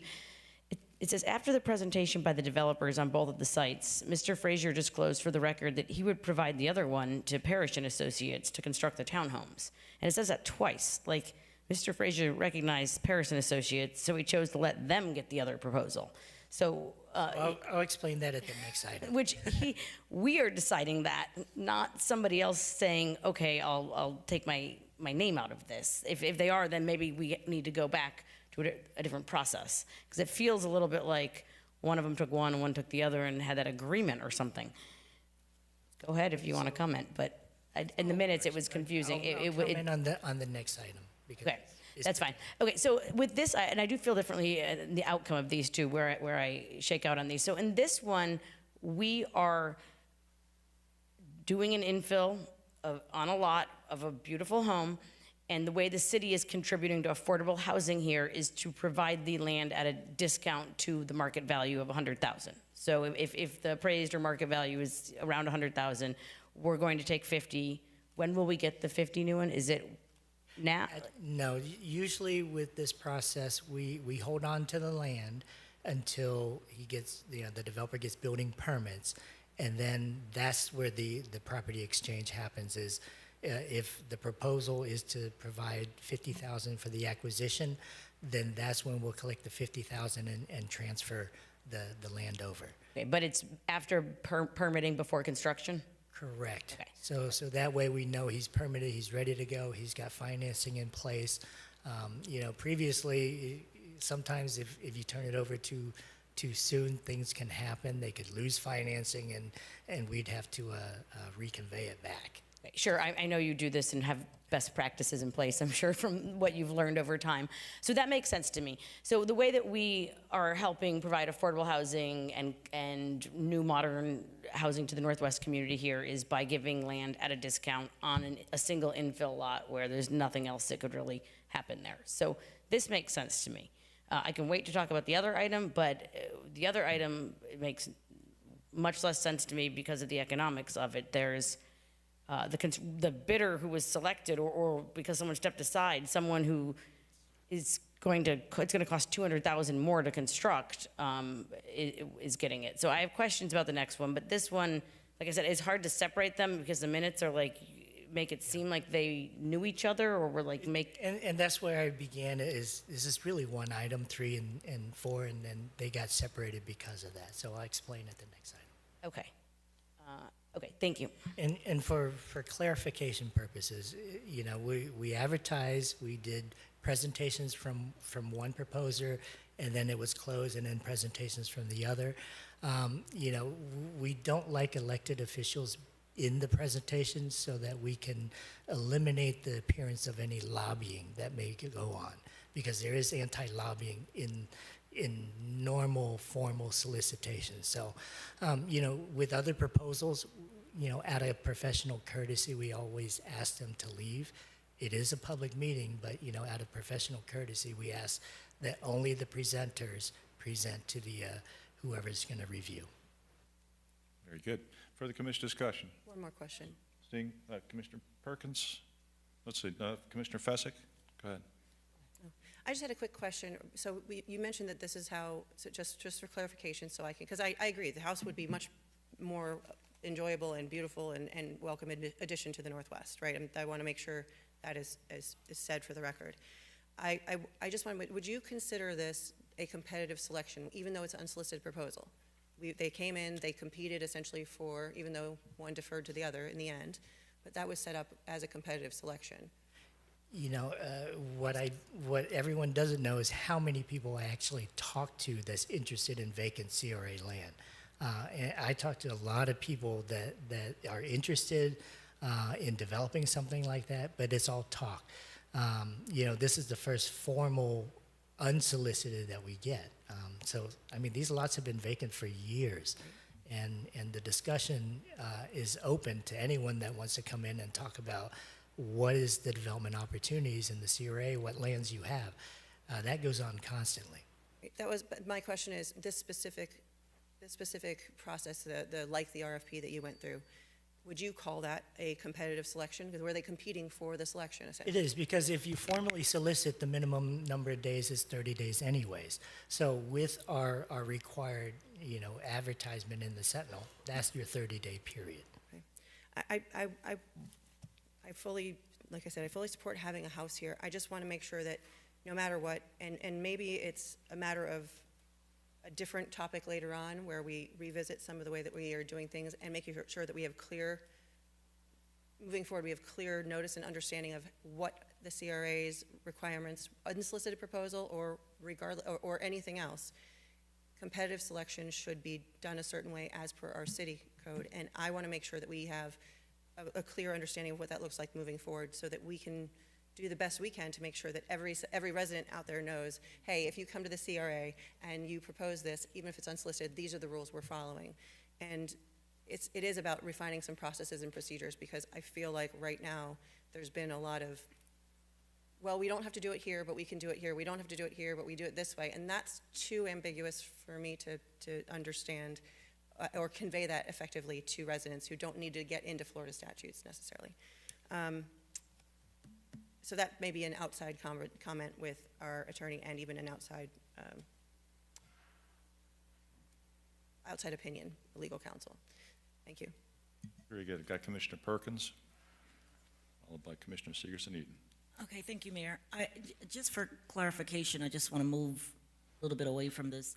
At some point in the Northwest, we were giving away lots. Is that correct? Yes, they would. When I say giving away, we were giving free lots for people to build on. Am I correct? Yes, we do that, and as part of the negotiations, we can do that as well.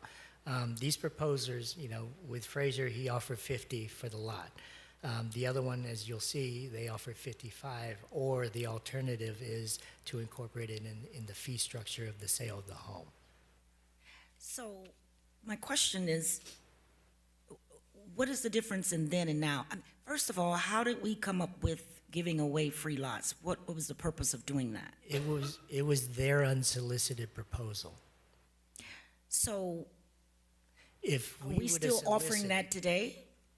It was their unsolicited proposal that we received. If we were to advertise, we would include an appraisal, and part of that selection would be what is that value back to us. So it's an unsolicited. We didn't ask for what they proposed. We like value for the land. I think land is worth something now than before. Before, I think it was hard for getting a developer to come in with their own financing and building. Now it's very hard to find vacant land. Okay, so if there is a few spots or lots here and there in the Northwest, how do you determine which of those lots that you would give away free before someone even try to negotiate or try to build something there? Do you have anything in place to say, okay, well, this is a vacant lot here, and Yeah. we're gonna... So, like I said, it goes back to the unsolicited part. If we were to solicit, which the Grisham property we said we would solicit for, and also there's some lots on 6th Avenue that we have that we would solicit. We would not accept an unsolicited because we know that there's multiple interested parties that want the opportunity. So with those solicitations, we would include an appraisal value for those lands. And part of the evaluation would include, well, what is that return back for the entity, us? Okay, I understand what you're saying, but it's just that, and I know the value of land has increased, of course. It's just the process of the Northwest of how much land was given away in the past for so many people to build on. And now, we're charging, I guess, because of the increase. I don't know whether there was a certain person in place that did that. I don't know. But it just makes you wonder then and now. The difference is, increase. That's the only thing I can think of. It's the demand. All right, thank you. Very good. Commissioner Segerson-Eaton? Yeah, so, again, I just, I find it disparaging to the city and to staff to imply that somehow we are not doing what we're legally required to by the law. And we kind of went over this topic, and again, Ms. McKenna, I mean, if you can elaborate even further to allay any concern that still exists about whether we're doing something, if we're doing something, that we are doing things legally and transparently and according to the law. And we don't make the Florida statutes. The legislature does. So we have to follow what they say we need to do. And I think it just needs to be reiterated again so that it can be crystal clear. Thank you, Ms. McKenna, if I may, Mayor. So I do want our record to be clear, because I don't want anybody listening or sitting here to think that our rules are ambiguous. They are not. The statute is very clear. I've been here for 10 years, and I can say unequivocally that every single time we have brought before this board an intent to dispose of CRA property, we have followed the statute. And I am confident that going back to every single resolution that is adopted that approves such disposal either contains a provision that says the notice was given on such and such dates, or the notice was given and the contract will be subject to the expiration of the 30 days. In terms of the opportunity for the Northwest Advisory Committee to form a subcommittee, that was a policy decision that was made by this board when those advisory committees were established. It is certainly a policy that can be changed should this board decide that they want to do it, but at the end of the day, everything that is done as it relates to disposition of property is pursuant to state statute and the policies that have been established by this board, and there has not, to my knowledge, in the 10 years I have been here, ever been a deviation that would suggest in any fashion that what we do is ambiguous. Very good. Commissioner Segerson, just to let Thank you. still have the floor. Thank you, Mayor. So, so we have a situation where we had an unsolicited proposal, just to reiterate, and we have a contractor and a family who wants to take possession of this home.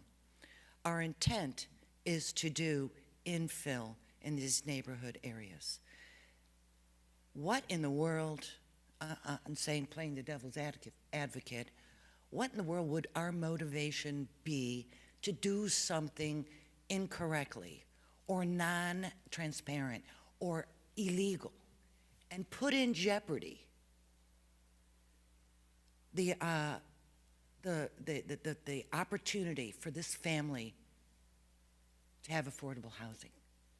Why would a city do such a thing? We wouldn't. We certainly wouldn't. And you know, for anybody out there listening, I feel kind of insulted that anyone would imply that the way we do things and the way our staff does things is somehow not quite right, because it is right.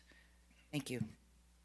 Very good. I just want to say to the family, thank you for persevering here and looking to be a resident of Pompano Beach in this nice new house, which I'm sure is going to be forthcoming shortly. Further commission discussion. Commissioner Fasick for questions only. And, well, I will say what I need to say. Commissioner Fasick? No, Commissioner Fasick? Mayor, Commissioner Fasick? It is my job as city. Commissioner Fasick? Commissioner Fasick, I'm ruling you out of order right now. I'm asking the question. Ms. McKenna. I'm trying to ask a question, but I will not be silenced when it is my duty and my right. Commissioner McKenna? Commissioner McKenna. Commissioner Fasick, you are eligible to ask questions only at this point in time. I am going to ask a question. Very good. Does, Ms. McKenna, all right, let me rephrase this now that I'm being, again, censured somehow by the mayor. No, ma'am, I'm keeping time. Okay, whatever you think, that's great. The question is, does the city's, according to the city's procurement manual, it includes real property dispositions under competitive selections. The question is, does 163.380 replace or nullify the city's procurement procedures? It doesn't have anything to do with the city's procurement procedures. You have to follow the process in 163-380. I don't know how to say it any more plainly. We are the Community Redevelopment Agency. There is a specific set of statutes that govern how we do everything that we do as the agency. The only requirement relating to the city's procurement code, as I said earlier, is in 163-370, and it provides that the CRA has to procure commodities and services under the same requirements that the city has. It does not say that we have to follow the city's procurement for disposition of property or any other type of procurement within the city. It is for commodities and services. Okay. Is it your opinion then that despite what Florida courts and AG opinions state, that in the statement that they make is when a local government has adopted stricter procurement or disposition procedures, it must follow them in addition to statute 163.380. So is it your opinion that we as a city and as a CRA do not have to follow our procurement manual required steps for what is designated as competitive solicitation and disposition of real estate or real property? Is it your opinion that we just can somehow not handle or not consider those stricter standards and just absolve ourselves of them completely?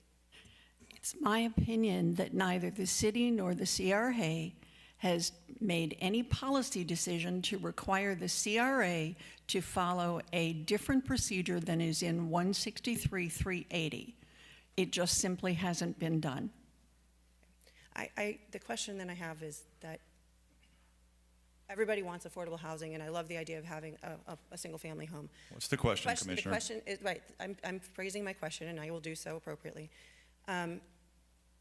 It's not being negative, and I would like to make sure that we look at this, and do you think that there needs to be that opportunity to look at this moving forward, because are you familiar with our city's procurement manual? And are you familiar with that and how it applies?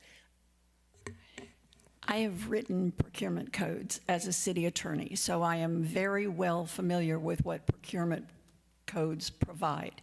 It is not a question for me, it is a question for your colleagues. If your colleagues feel that the procedures in the state statute for disposition of CRA property are not adequate or sufficient, then you certainly can adopt a policy to say, you know what, for every disposition we want to do, fill in the blank.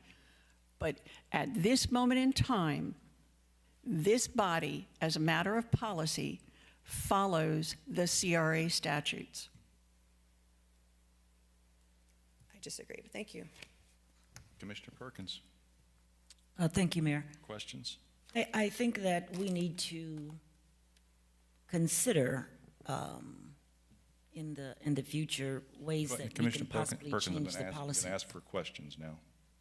No, I don't have a question. Okay, then we'll think move on. what I'd like to do Commissioner is Perkins, that I've we got to can- be fair about this. You've spoken twice, so if you got a question, ask it. Otherwise, I can't entertain. No, I don't have a question, and I don't have a whole lot to say in the meetings, but we are talking about this particular.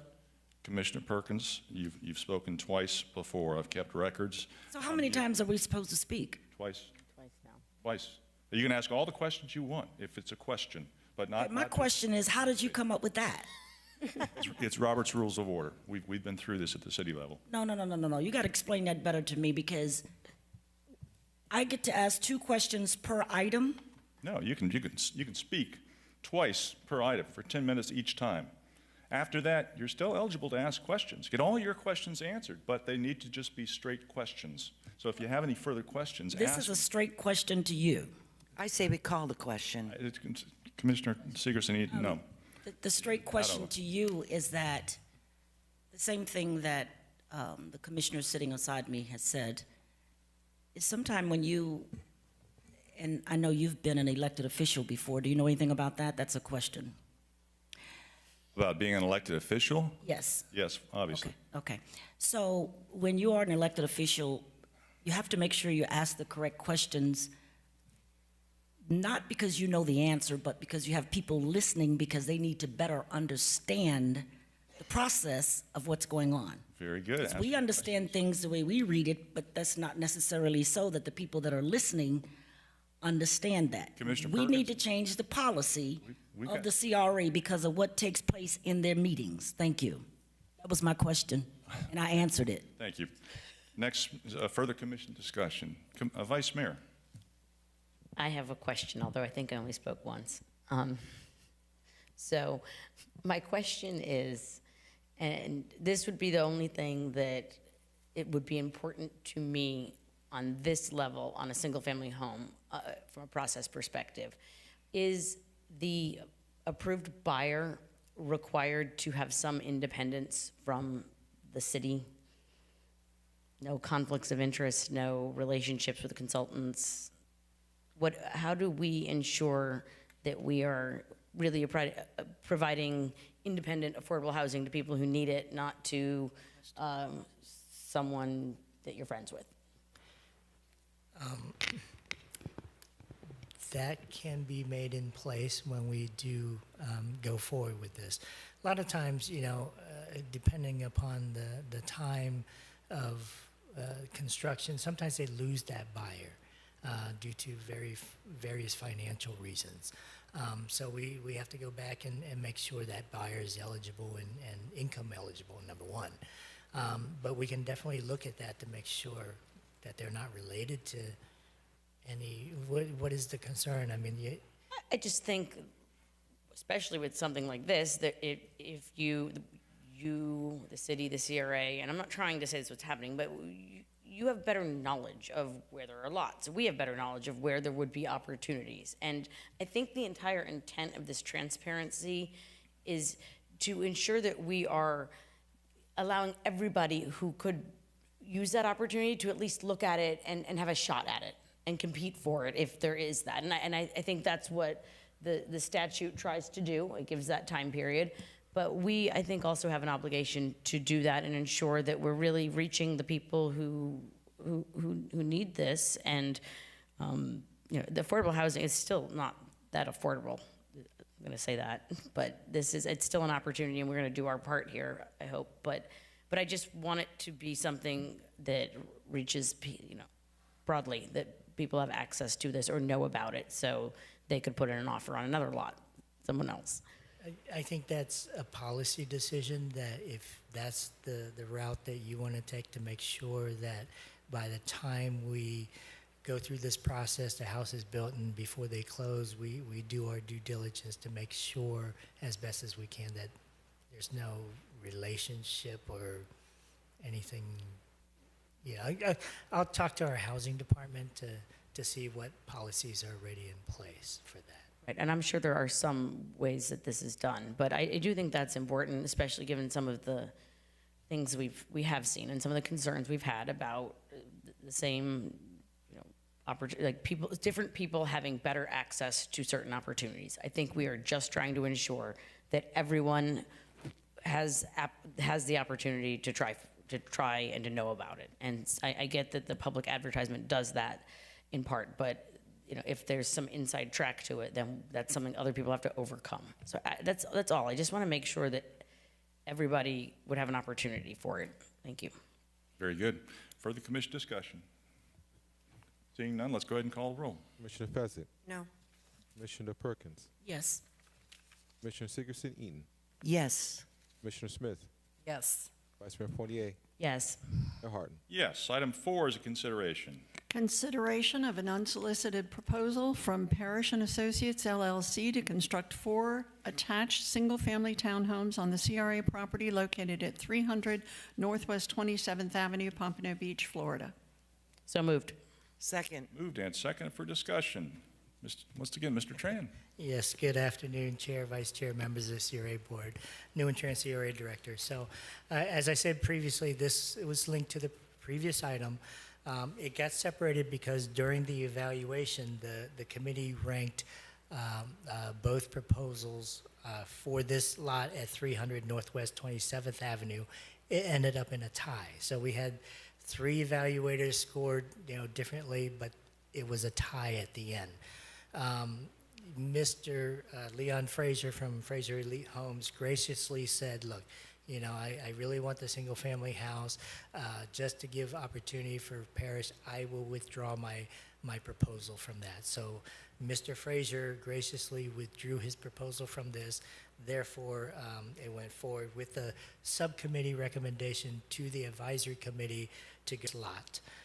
So just a summary here on the lot. The lot is just south of, right on 27th, south of the King Freddy Lodge, or the Masonic Lodge, as people know it in Collier City.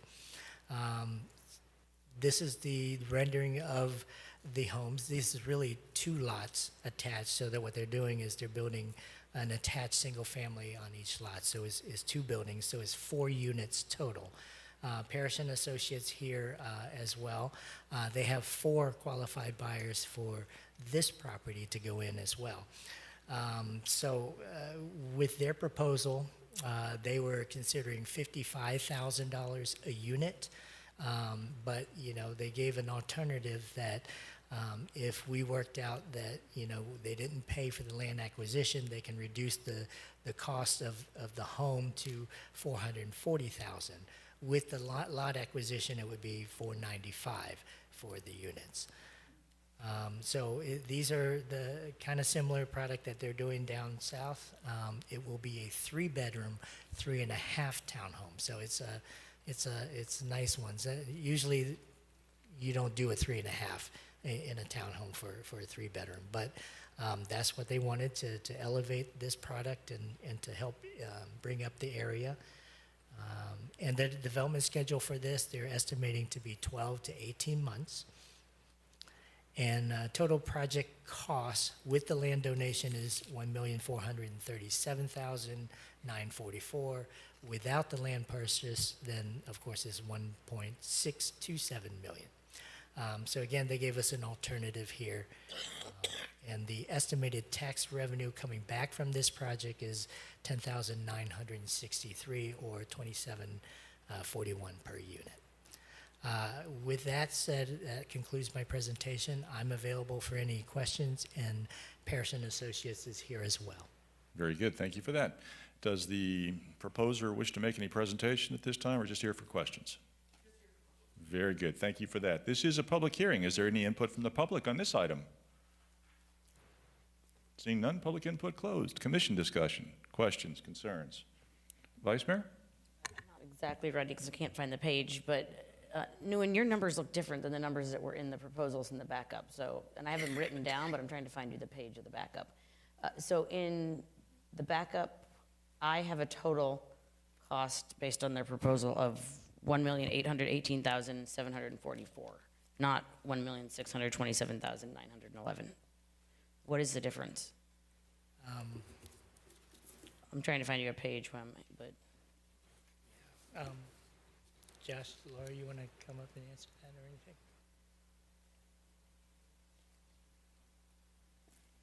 So this is in the backup. yeah.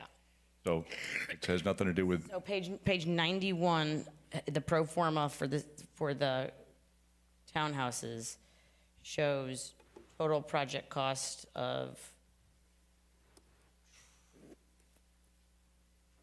let's see, the sales prices are 1.9 million and the net profit is 310. So and the total project cost was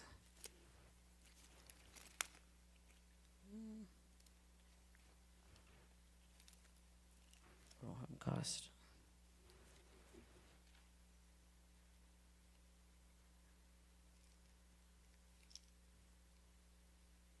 Gotta hurry before he cuts you off. Yeah, well, so I will cede my time here while I find the right page, so not to waste everyone's time.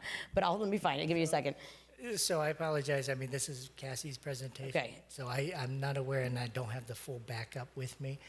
I can come back and definitely give you an update. But the idea is down. with the lot donation, you know, you have one price, and it really is, it comes down to the sales price, right? If they were to acquire the property, then the price point goes up by 220,000, which is really 55,000 a unit. If we donated the land, then the price point drops, so Right. 440,000. Yeah, it's on page 91, it is. So it says the sales price, 1.9 million, this is without the land cost. But basically, the hard costs here, the construction, are 1,302,644.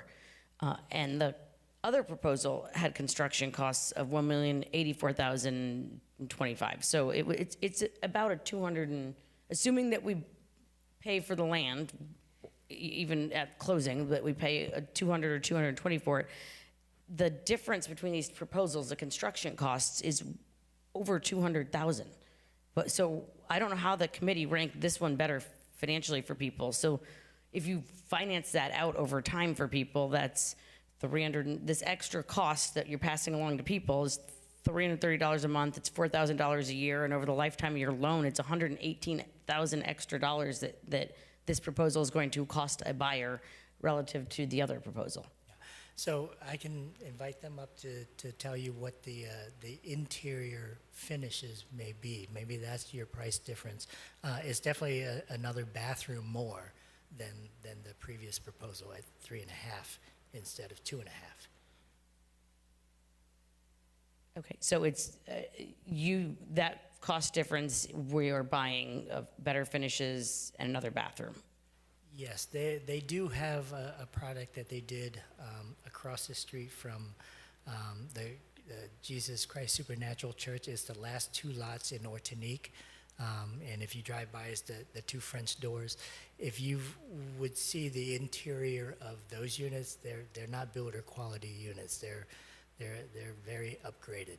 Corian countertops, you know, frameless shower doors, and all that. So I think what you're going to have to do is compare the finish work on both units to come up with that 200,000.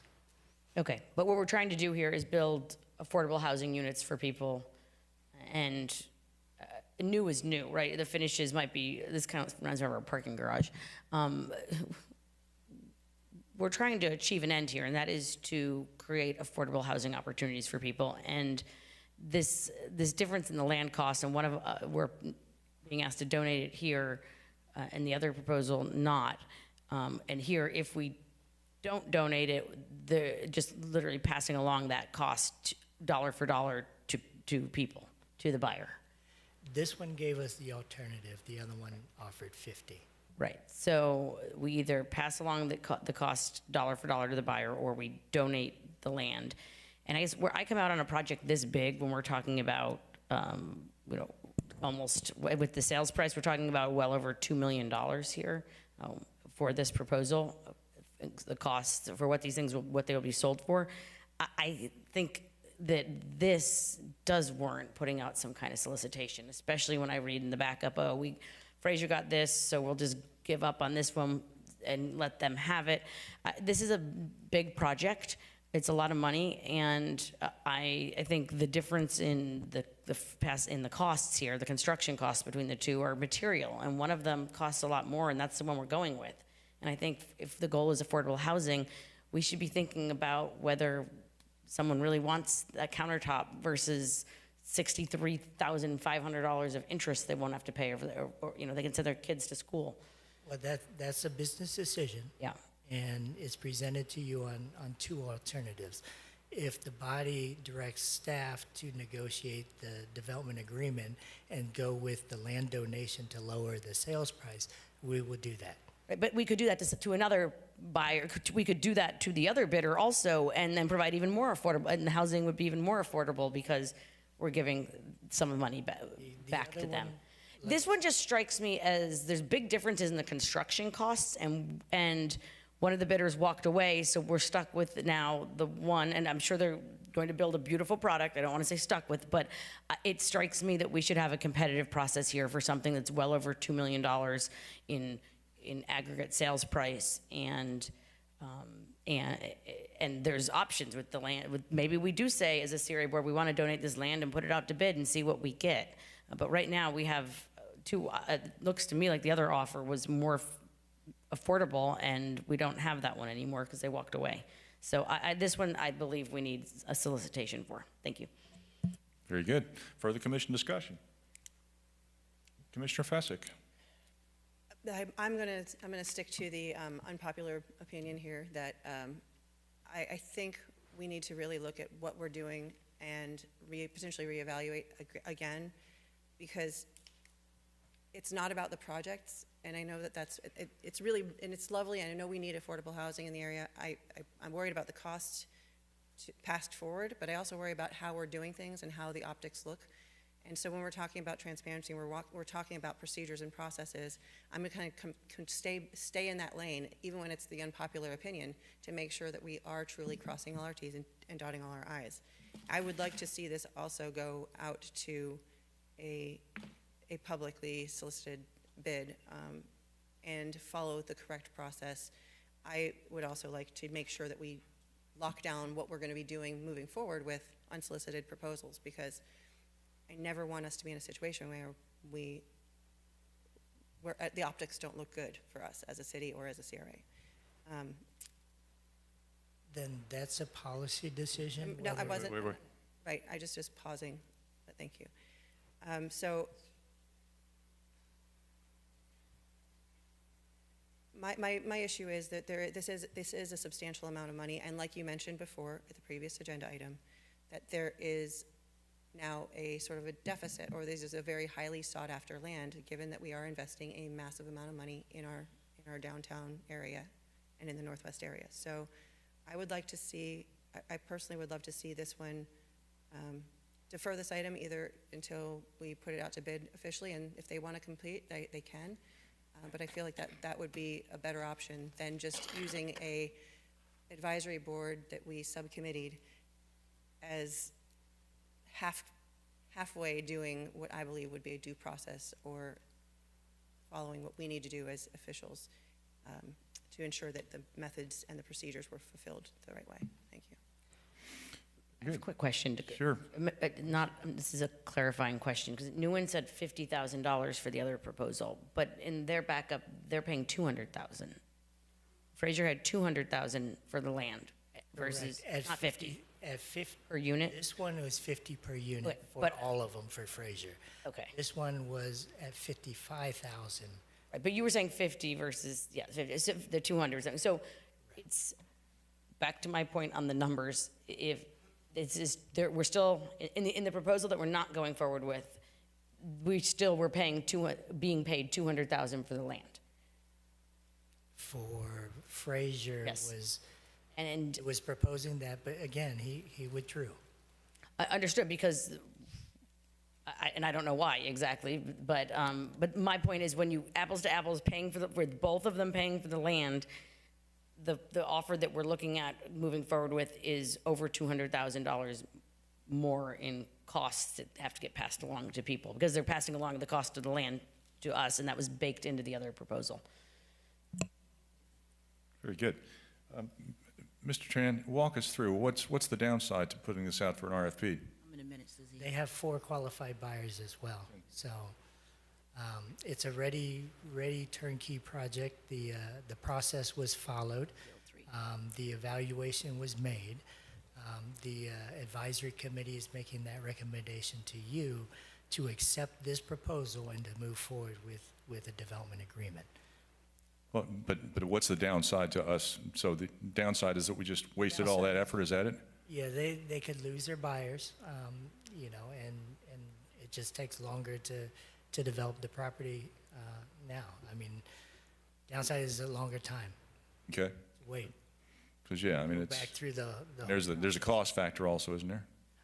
It's minimal in terms of advertising, but I think, when you have qualified buyers and go through that process to get pre-qualified and the development, it's costing the proposers money to redo all this stuff.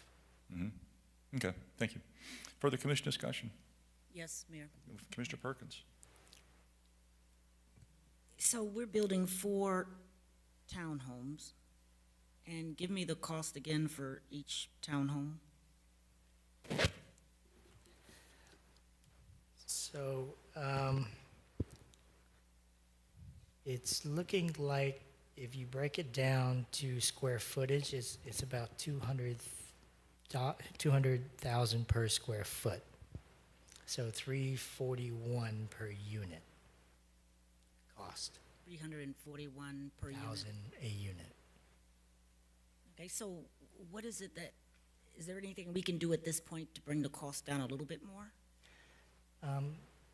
You know, I mean, you can direct me to do the land donation, and their price point is for 40 a unit. You know, that's their price point.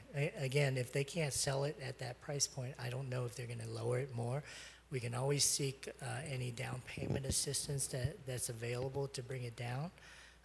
You know, I can talk to our housing department.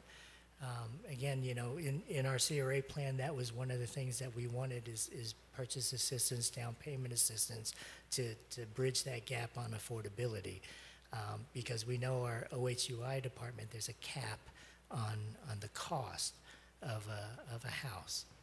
Could we bring down the cost of some of the material? Would that make a big impact or no? You know, I'd have to ask the developer on that, on the cost of the finished work. I do. I want to see this project happen. I want to see it, those units go up. I really would like that. I'd just like to see the cost come down a little bit. Okay, but it is what we have in front of us, so. Very good.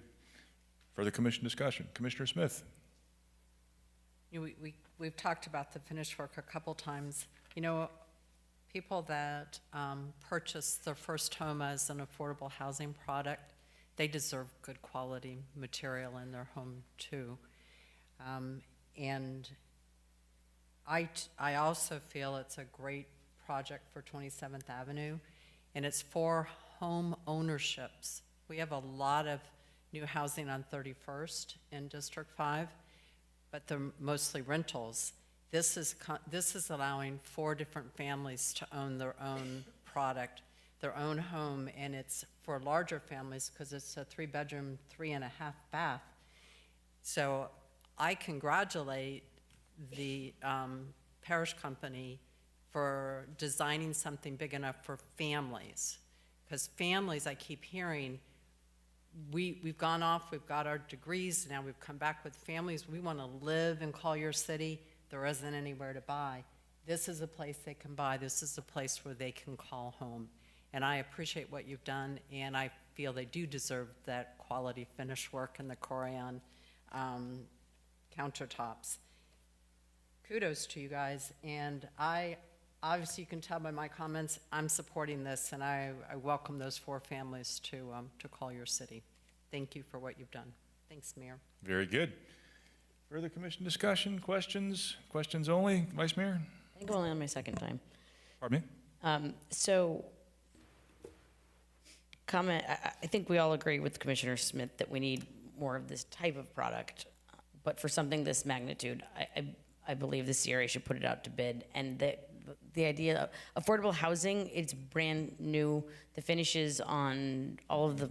Vice Mayor? This is only my second time speaking. No, actually. I asked a question, I asked a clarifying question and made it clear that it wouldn't count as my time. That was your second time. It was a question, and I said, does this count? You got a question? Spit it out. Oh, sure, we'll turn it into questions.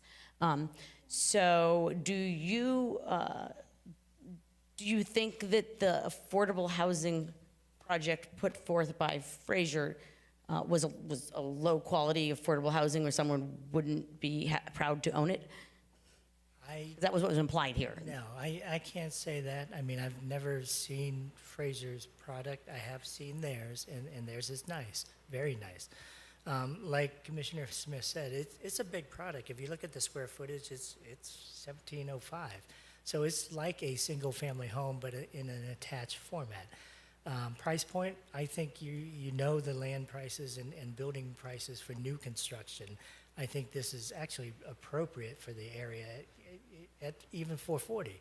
You know, you heard a couple months ago from Mr. Obel building his townhomes on Dixie, and he's up there at 5, you know, 5.25 to upper 4. So it's expensive building multifamily product, and a lot of what I'm getting from a lot of developers that come in and talk is they can barely make a townhouse product work.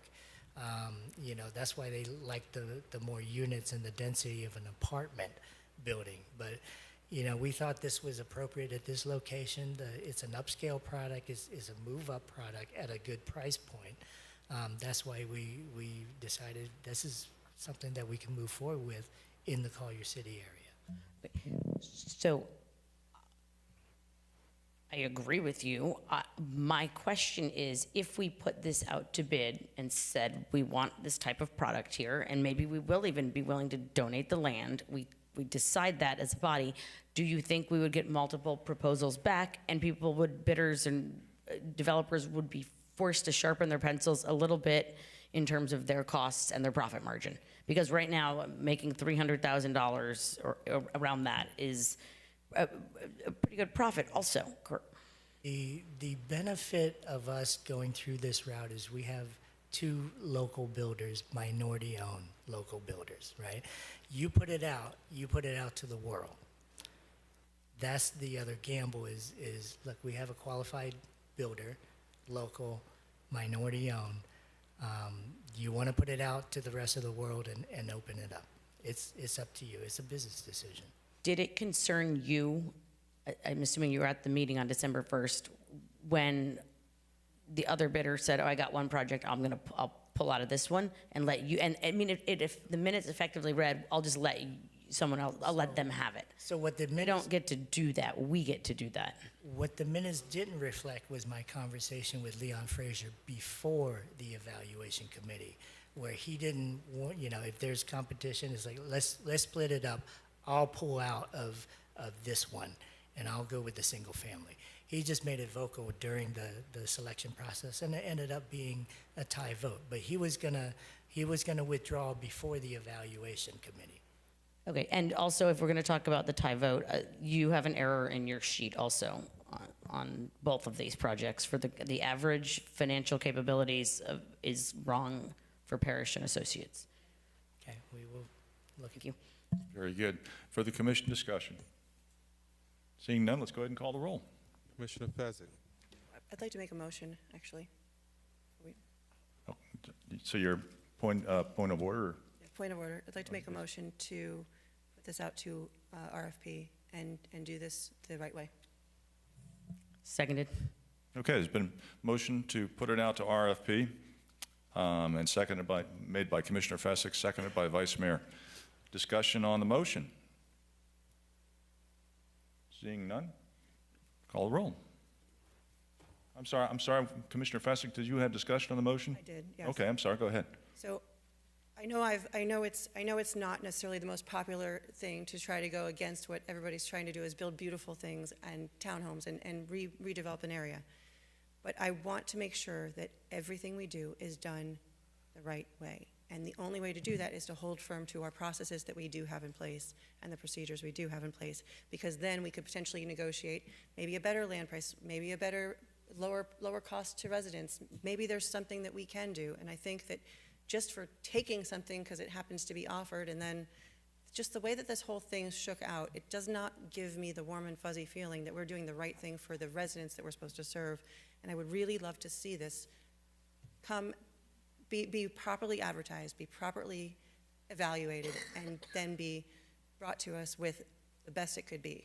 So, and if Parrish and Associates is that person, fantastic. I just would like us to do it the right way. Thank you. Very good. Commissioner Perkins? Yes. Can we have Paris come up and say a few words before we vote? So one thing before Parrish comes up, the downside of this also is all their stuff is out there. So, you know, any other proposer that looks at it, they know what they're offering. So they know the evaluation criteria, everything is in your backup. It's a possibility you won't get that local participation from a builder who's qualified to do it. Okay. You're asking. Yes, I wanted him to say a few words about the project.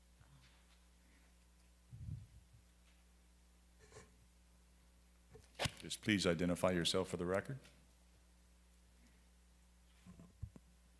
Joshua Parrish Willis, Parrish and Associates. Laura Parrish, Parrish and Associates. So I just want to clarify one thing as far as the numbers. Our price point is actually lower than Fraser. I don't know if you have Fraser's packet in front of you. We might be building at a higher price point, but we also cushion with like a 10%. We always do a 10% cushion because things happen. So we included that in our number. But I do believe, if I'm not mistaken, our price point is not far off from Fraser's. We're always very conservative in our underwriting, you know, $200 a square foot. We try to give a quality product, tile, countertops that are all new, frameless shower glass. We want people to have something that's affordable, but also, you know, they deserve what is on the beach side, in any circumstance. Our profit margins are typically 17 to 20%. This one, we undercut it as much as we could justify so that it is something that's still fiscally responsible, but also something that is obtainable for them.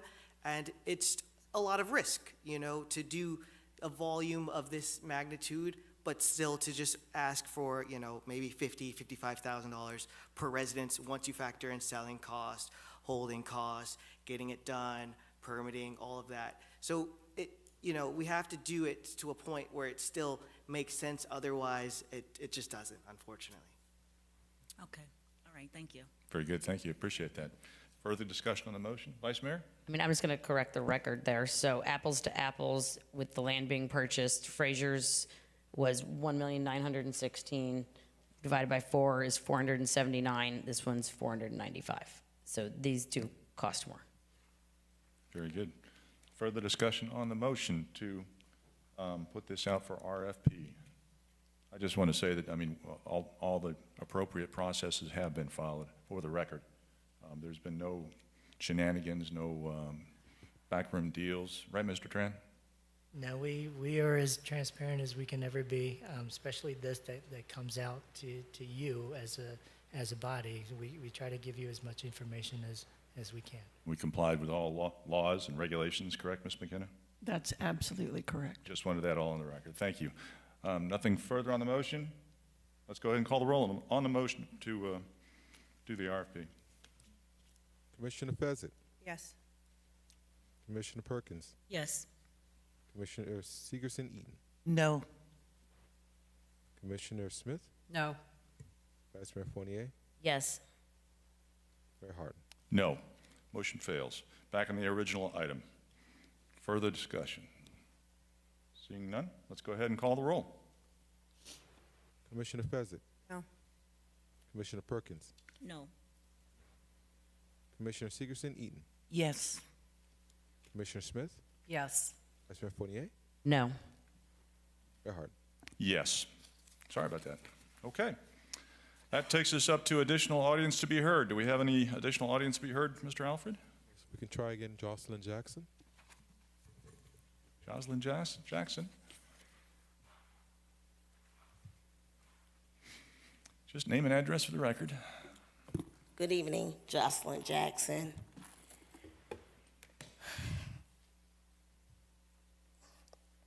First of all, I would like to say I'm here on behalf of the residents that live in by what is called the ugly corner. So you have right there on MLK, behind the corner store on 1800 block. It is pitch dark. It's pitch dark. It's no lighting. So I don't know if, I know you guys couldn't have been aware of it, but that's really a major safety issue with lighting in those corridors. And also to add, when we appoint committees, advisory board, I assume it's out of respect for the city, for the districts, for the communities. In some way and some time, if we're gonna appoint these individuals and trust these volunteers that they are in our best interest, I think with all due respect, I think the dais should follow suit if you respect these volunteers that you guys appoint to these boards. And for them to come up here and be humiliated and disrespected, especially for the families that's looking to become homeowners. What happened today, each and every one of you should go home and feel some kind of way, not good in the spirits, who disrespected these developers, contractors, and families. Because today, it was not a good day. And you make people don't even want to take time out to participate. I talk to contractors all the time. They hate putting bids in, the ones who live right here, because of this.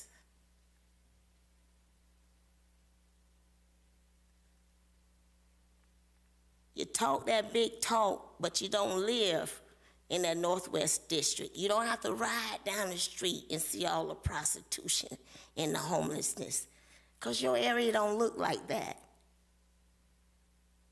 And you say, oh, that's too much money. Why? Because of the representation of me? Thank you. Next speaker. That concludes audience to be heard. Very good. Thank you for that. Takes us up to reports. Executive Director, Mr. Tran. Yes, I have no report other than Happy Hanukkah, Merry Christmas, Happy New Year. Very good. Thank you for that. CRE Attorney, Ms. McKenna. I have no report other than to wish everybody here and listening a wonderful happy holiday and a happy new year. Very good. Thank you. Our next meeting date will be January 20th, 2026, unless we hear otherwise. CRA Board, Commissioner Fessick. Thank you. I have just a few things, and it needs to be stated here as well. I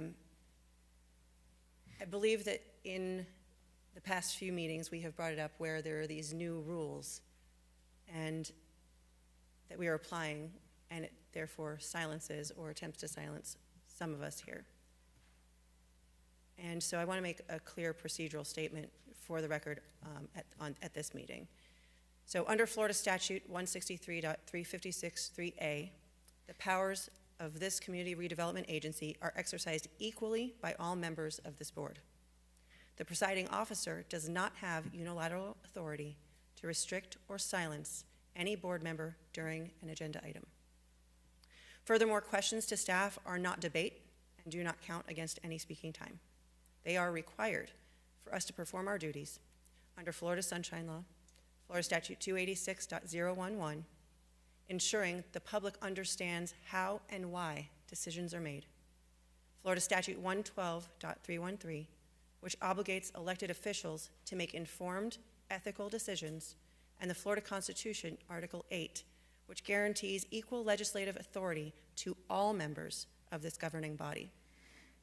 The issue has arisen previously at commission meetings, and despite being raised multiple times, it has not been corrected by administration.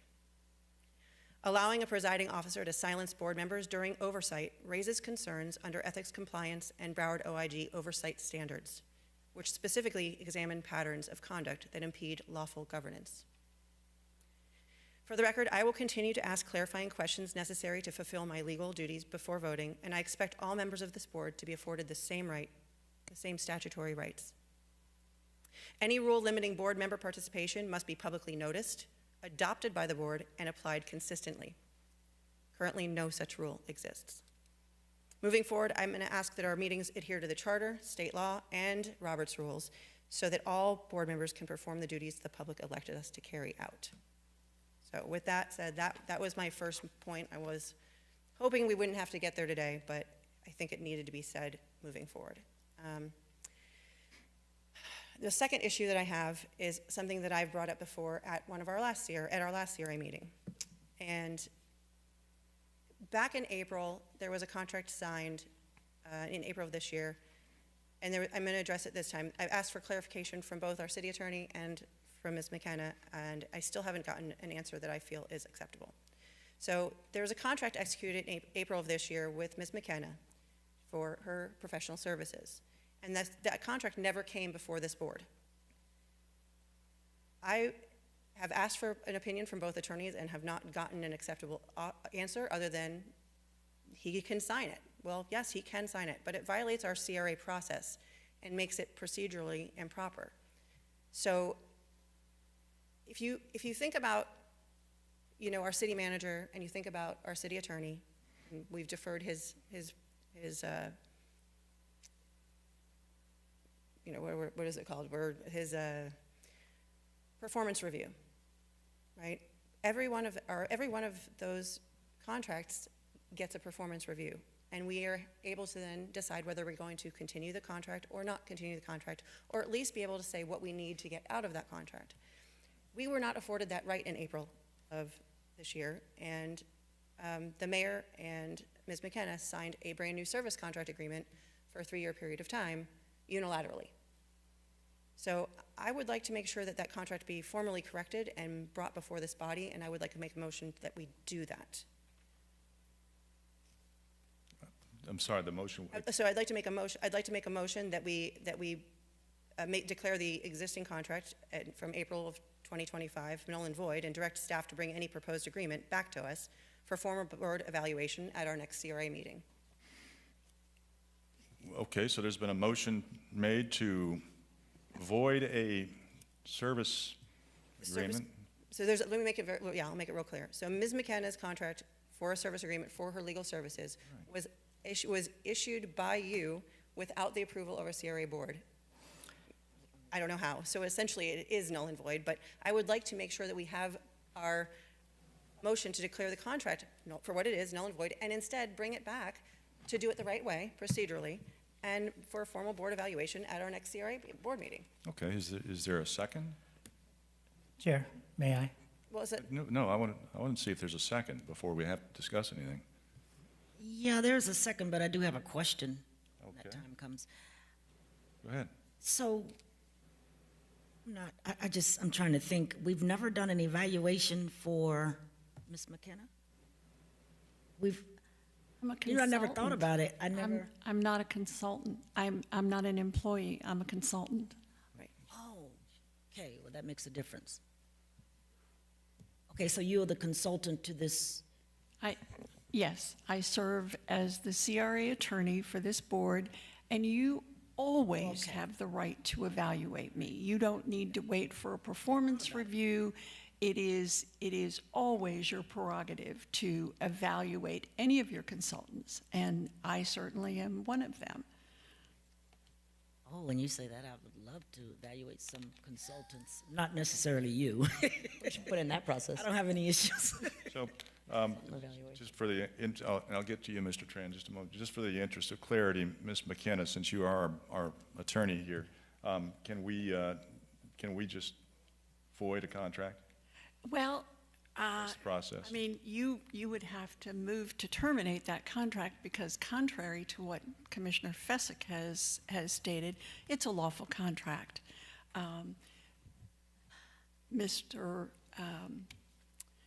The city manager, the CRA executive director has authority to execute the contract. It was within that authority, and, you need to move to terminate the contract. It's Okay. not void as we're sitting here today. Okay, so that's the Commissioner Fesick, it sounds like you would need to modify your motion Modify it to terminate the contract.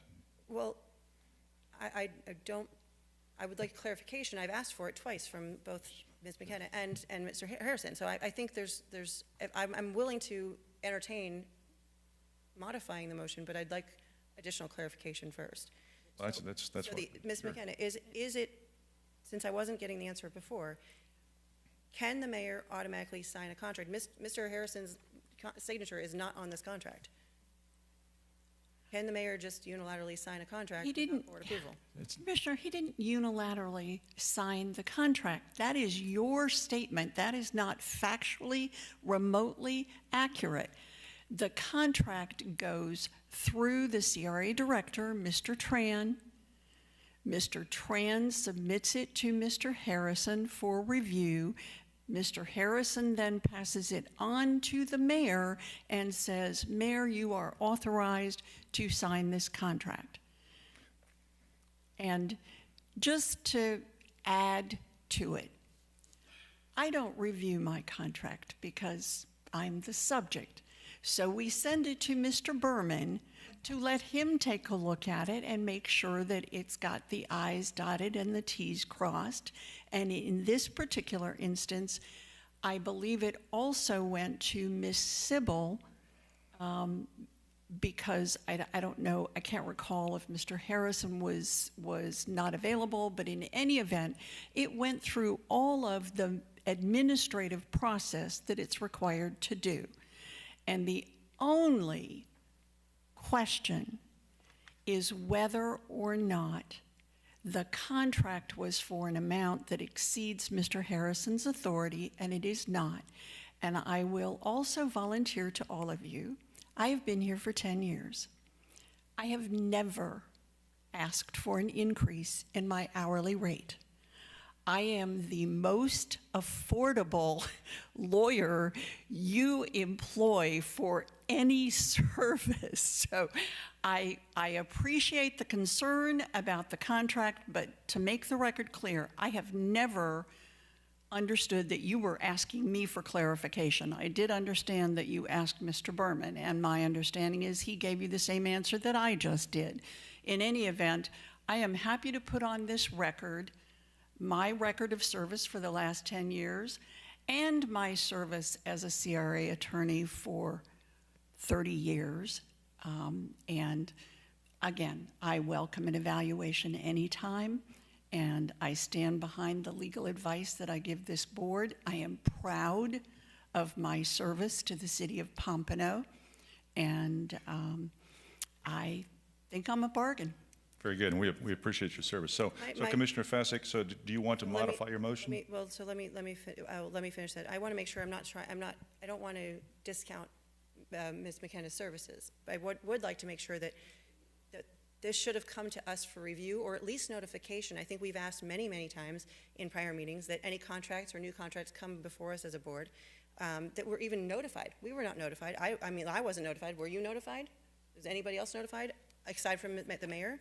So the issue is just, we can't allow just this executive action for a new three-year contract to replace board governance. And I just would like to see, for something of this, nature, for this to come before us as a board.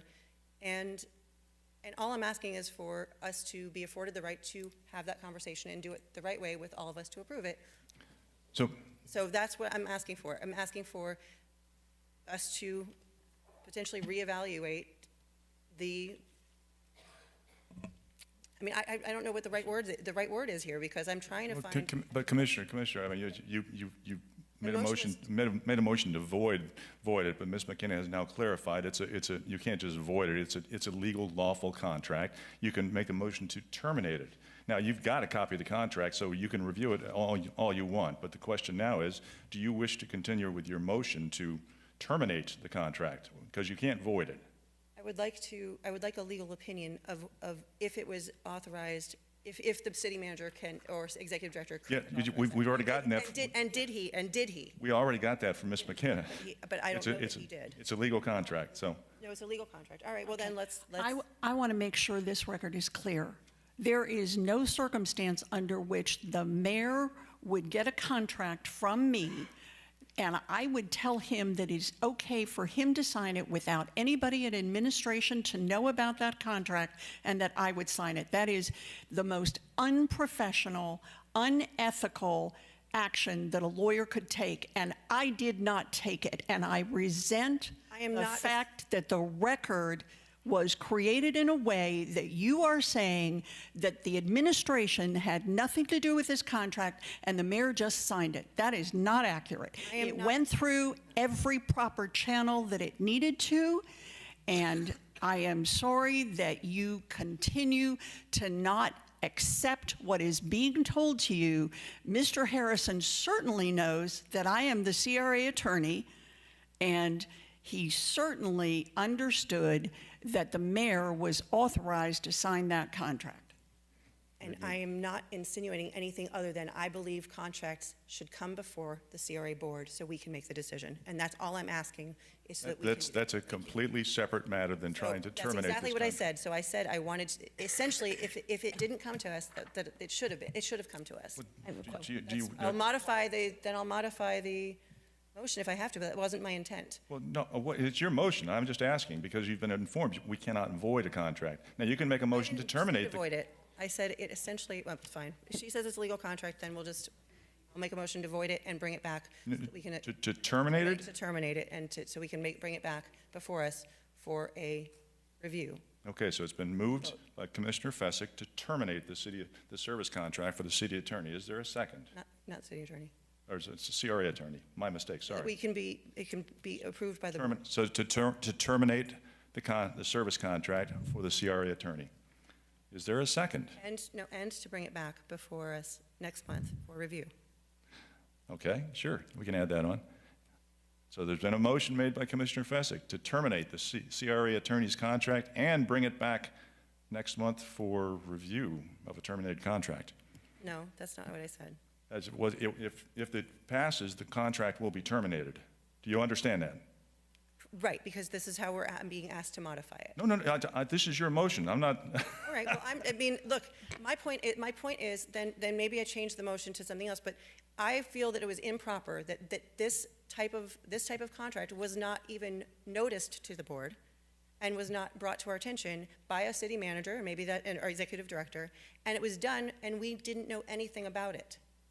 So all I'm asking is that if we are procedurally in charge of this board and how we operate, that we should have been noticed and it should have come to us for board governance. All right, you know what, I'll withdraw the motion then because apparently it's complicated, but I just want it on the record that I would like to see any sort of this type of contract come before us and not be a surprise. Okay, I got it. Ms. McKenna wants to chime in. So I'll just go back to my report. I just want to be sure that our record is clear that under the present policy, contracts that do not exceed Mr. Harrison's authority do not come to this board. If what you are saying is you want to alter the monetary authority of Mr. Harrison's authority, you can certainly do that. But this contract is within his authority, so it just would not come to you. Point of order. Can I ask a question on this? I know it's a report. That's what Ms. McKenna said is exactly what I'm struggling with over here. So Mr. Harrison has $200,000 of signing authority per the procurement ordinance. Could he have a different signing authority under the CRA rules, something lesser since the CRA budgets are so much smaller than the city budget? It's a policy call, absolutely. You all can set his authority for the amount that you want for the contracts. For CRA separately? Yeah, for CRA separately, I think that might get to you can do that. struggle with. You can do that. But for this particular contract, it is within his authority. So I understand. Yeah. I understand. But I think just hearing what people have struggled with over time and what Commissioner Fezzik is struggling with, it's not about just this one. It's about the process and maybe a lesser amount for the CRA. Thank you. Yeah, to finish that, to continue, it's not about anything other than contracts and approvals, and there was no notification, like even in this, that there was even, that it would be under the dollar amount, that I just said an hourly dollar amount. So I was concerned that we didn't have the opportunity to even be notified about it. So I would like to maybe, we'll move past that. We'll wait till Mr. Harrison gets back and maybe we'll revisit that. The second part is something that I've asked about since February or March of this year. And that's the lack of what I've asked to be provided, monthly updates related to, at our CRA meetings related to the McNabb Park project and our new downtown project. And, for months we get presentations, but we don't really get timely monthly updates on what is going on in those projects. So therefore, we don't have the ability to ask information or to seek out information ahead of it appearing on the agenda, which is then a very short ramp-up timeline, and then we've got to go through the actual documentation and the backup. So what I'd really like to see is, moving forward, is vendor lists, scope of work, total cost to date, work completed, marketing expenditures, next phase timelines, like just a basic state of the union for each project every month, so we can just kind of like a development services review does as well, so that we have a way to report and see where those projects are moving and see that we can ask questions ahead of time rather than be sort of behind the ball on them. And so I'd really like to, again, formally request monthly reporting on every major CRA and city redevelopment initiative beginning in the new year. The third thing is we've asked many times and demanded, I think, a workshop. I think we even voted for it related to our consultants, communications, how they're being handled, and just general oversight to be able to work together and moving forward as a CRA board. We have a lot of high dollar, very important projects that some are tied to city commission as well as our CRA board.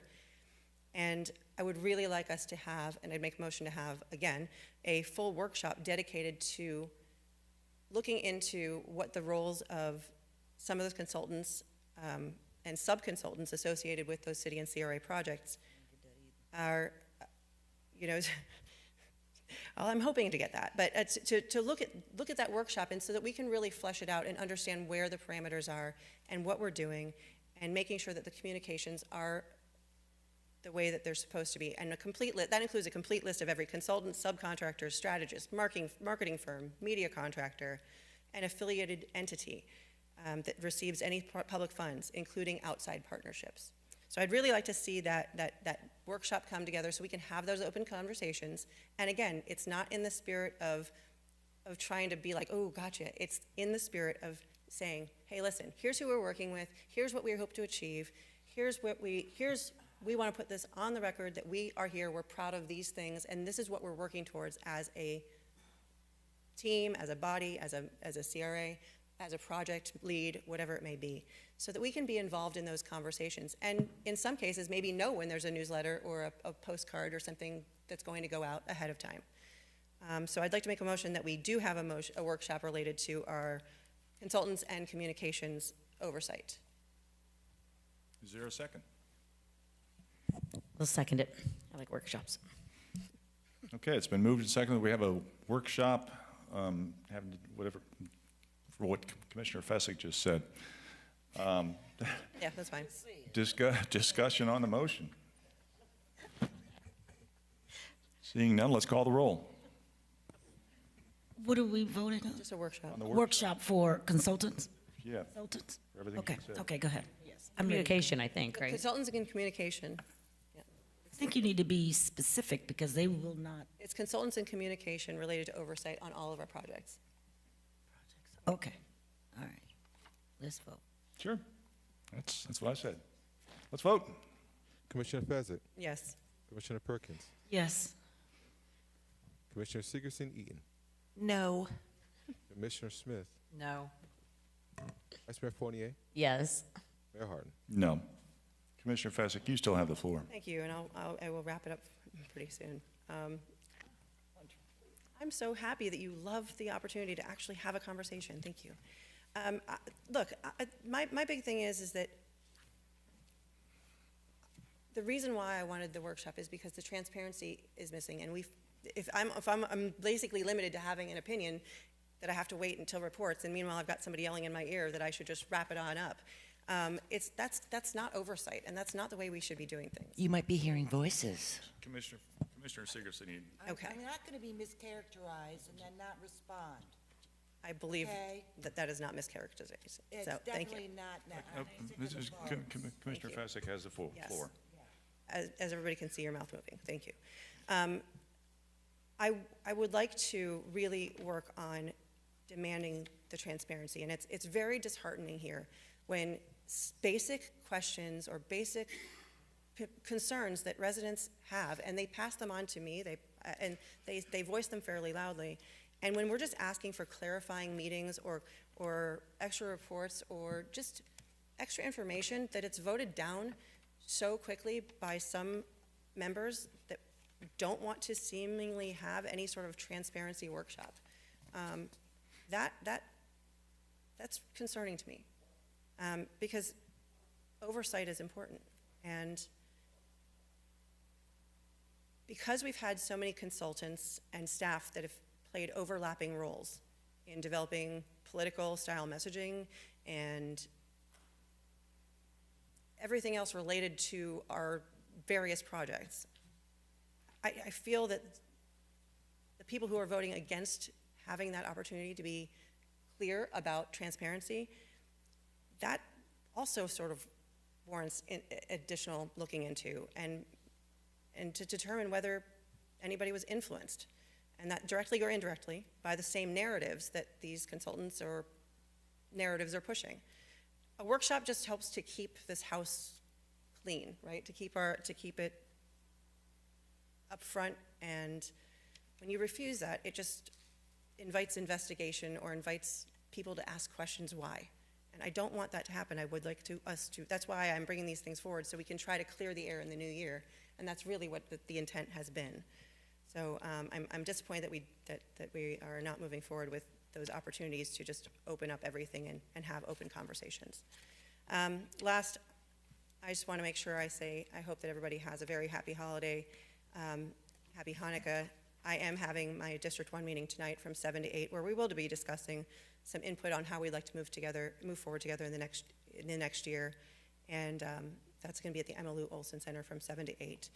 And again, Happy New Year, Merry Christmas, Happy Hanukkah, Happy Kwanzaa, happy everything you want to celebrate, and I hope you enjoy the time with your families. Very good. Thank you. Commissioner Perkins. Thank you, Mayor. I have two things. I wanted to start off on a sad note and give my sympathy and condolences to Bishop Simeon Taylor, who was the pastor of the House of God Church in Pompano, who passed away. I think he was the retired pastor. But I want to send my sympathy out to the church family and his other family as well. Secondly, I wanted to also remind everybody of the Christmas ham giveaway that I'm having on Sunday again. It's Sunday from 2 o'clock to 4 o'clock p.m. at the Hunters Manor Park, 1801 Northwest 4th Street in Pompano. It's a drive-through only, and it's for Pompano residents only. So everybody's welcome to come, and we will be giving away extras as well. But lastly, I want to say, Mayor, that the two commissioners that are constantly asking questions and being looked down on, a lot of that happened to me, of course, before you two came aboard. And the goal of that is to make you look incompetent because you don't have the correct information that everybody else have. So when you have trust and you can communicate, things seem to work better. And I said this before, I wish the two of you could have had the opportunity I've had back in the 70s, 80s, and 90s, and remember when this city was very connected and really was transparent back then. And it was a good feeling, and that's something I have to always hold on to, because it'll probably never be that way again. But we have a staff, and I've said it before, that's disconnected. Certain people sitting up here receive information that others don't. So when we sit up here, we're asking all the questions that really should be asked behind the scenes or on the fourth floor, basically, in the conference room or in your office. And that's not happening. So that's why you see all this hammering back and forward and non-communication, I would say. So a lot of the things that you're requesting, like the monthly reports and all that kind of stuff, I've requested that for years and years and years. You're not gonna get it. You know, it's just certain people will and certain people won't. It's just simple as that, and you just move past it. And one thing I can say, sitting on this dais has taught me, when I get a no on the fourth floor, I know how to go around it and get what I need done. That's what it has taught me, not to just take it. But we just have to fight on levels that are just so unnecessary if we just come together and communicate. Because once you communicate with the person, you get to know them, and then you can build trust. And you can tell from sitting here on the dais who gets the information and who don't. So that's all I have to say. Merry Christmas, everybody. You all want me to sing your Christmas song again? No. Have yourself, Rhonda, a Merry, Merry Christmas. Thank you. Very nice indeed. Thank you. Commissioner Segerson-Eaton. Oh, no report except to say Happy Hanukkah, Happy Kwanzaa, Happy Holidays, Merry Christmas, and a Happy New Year. And I have a quote, and I've been saving this one for a while. It's by the great emancipator, our 16th president of the United States, Abraham Lincoln.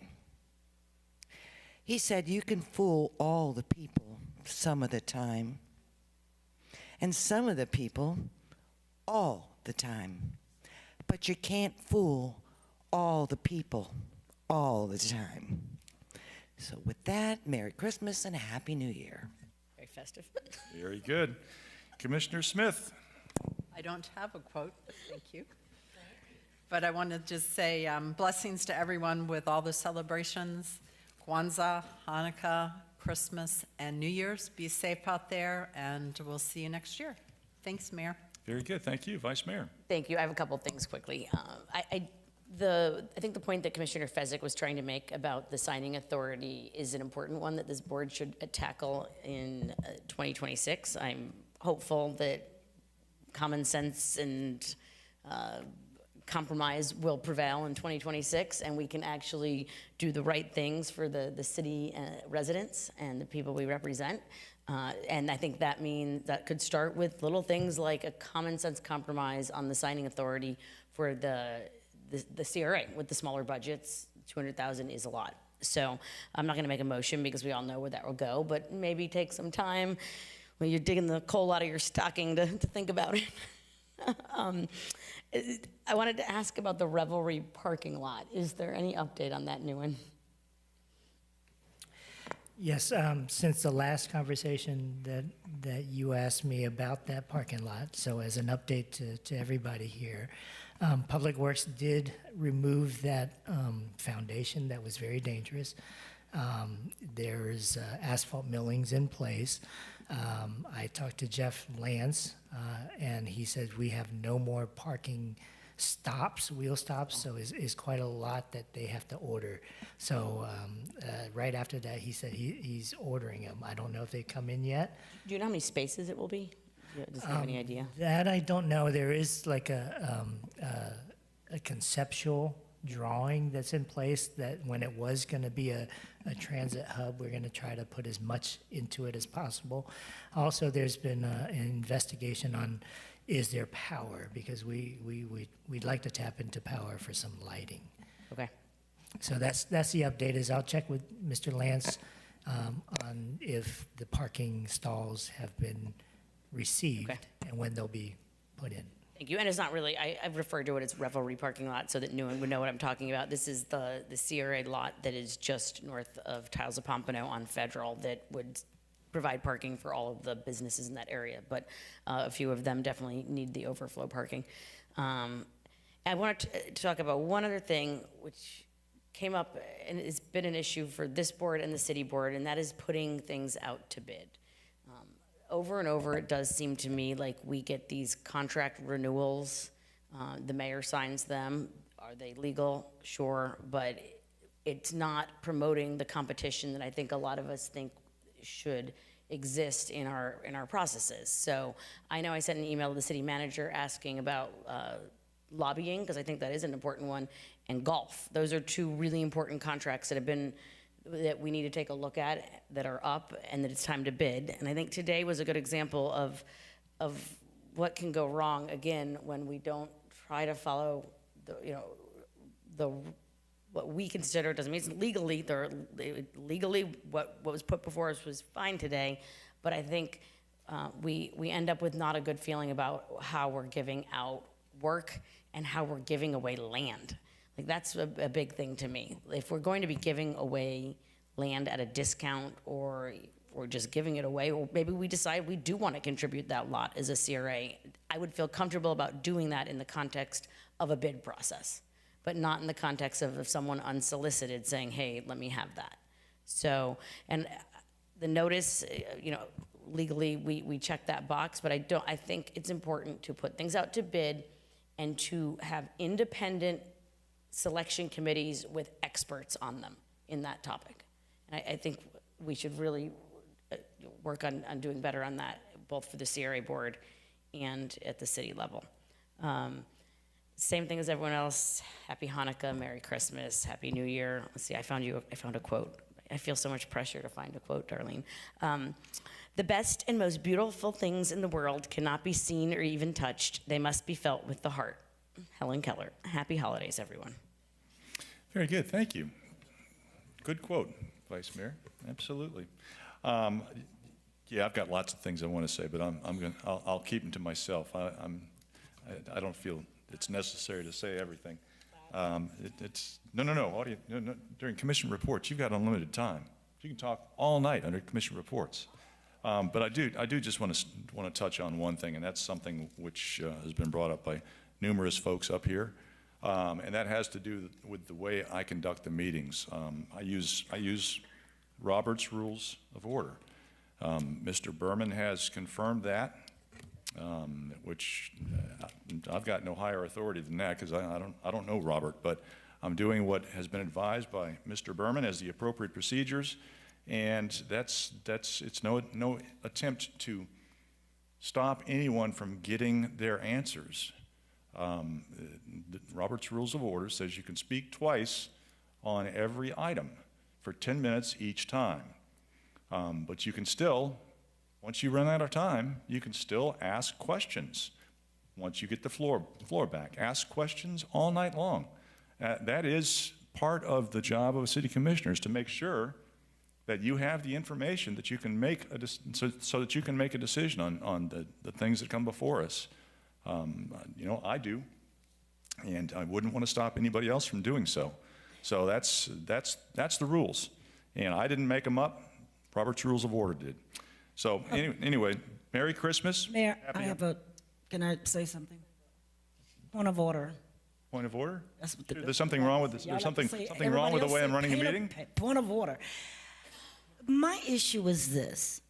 We all have this mic in front of our faces, and I know that the Robert Rules of Order says nothing about you yelling.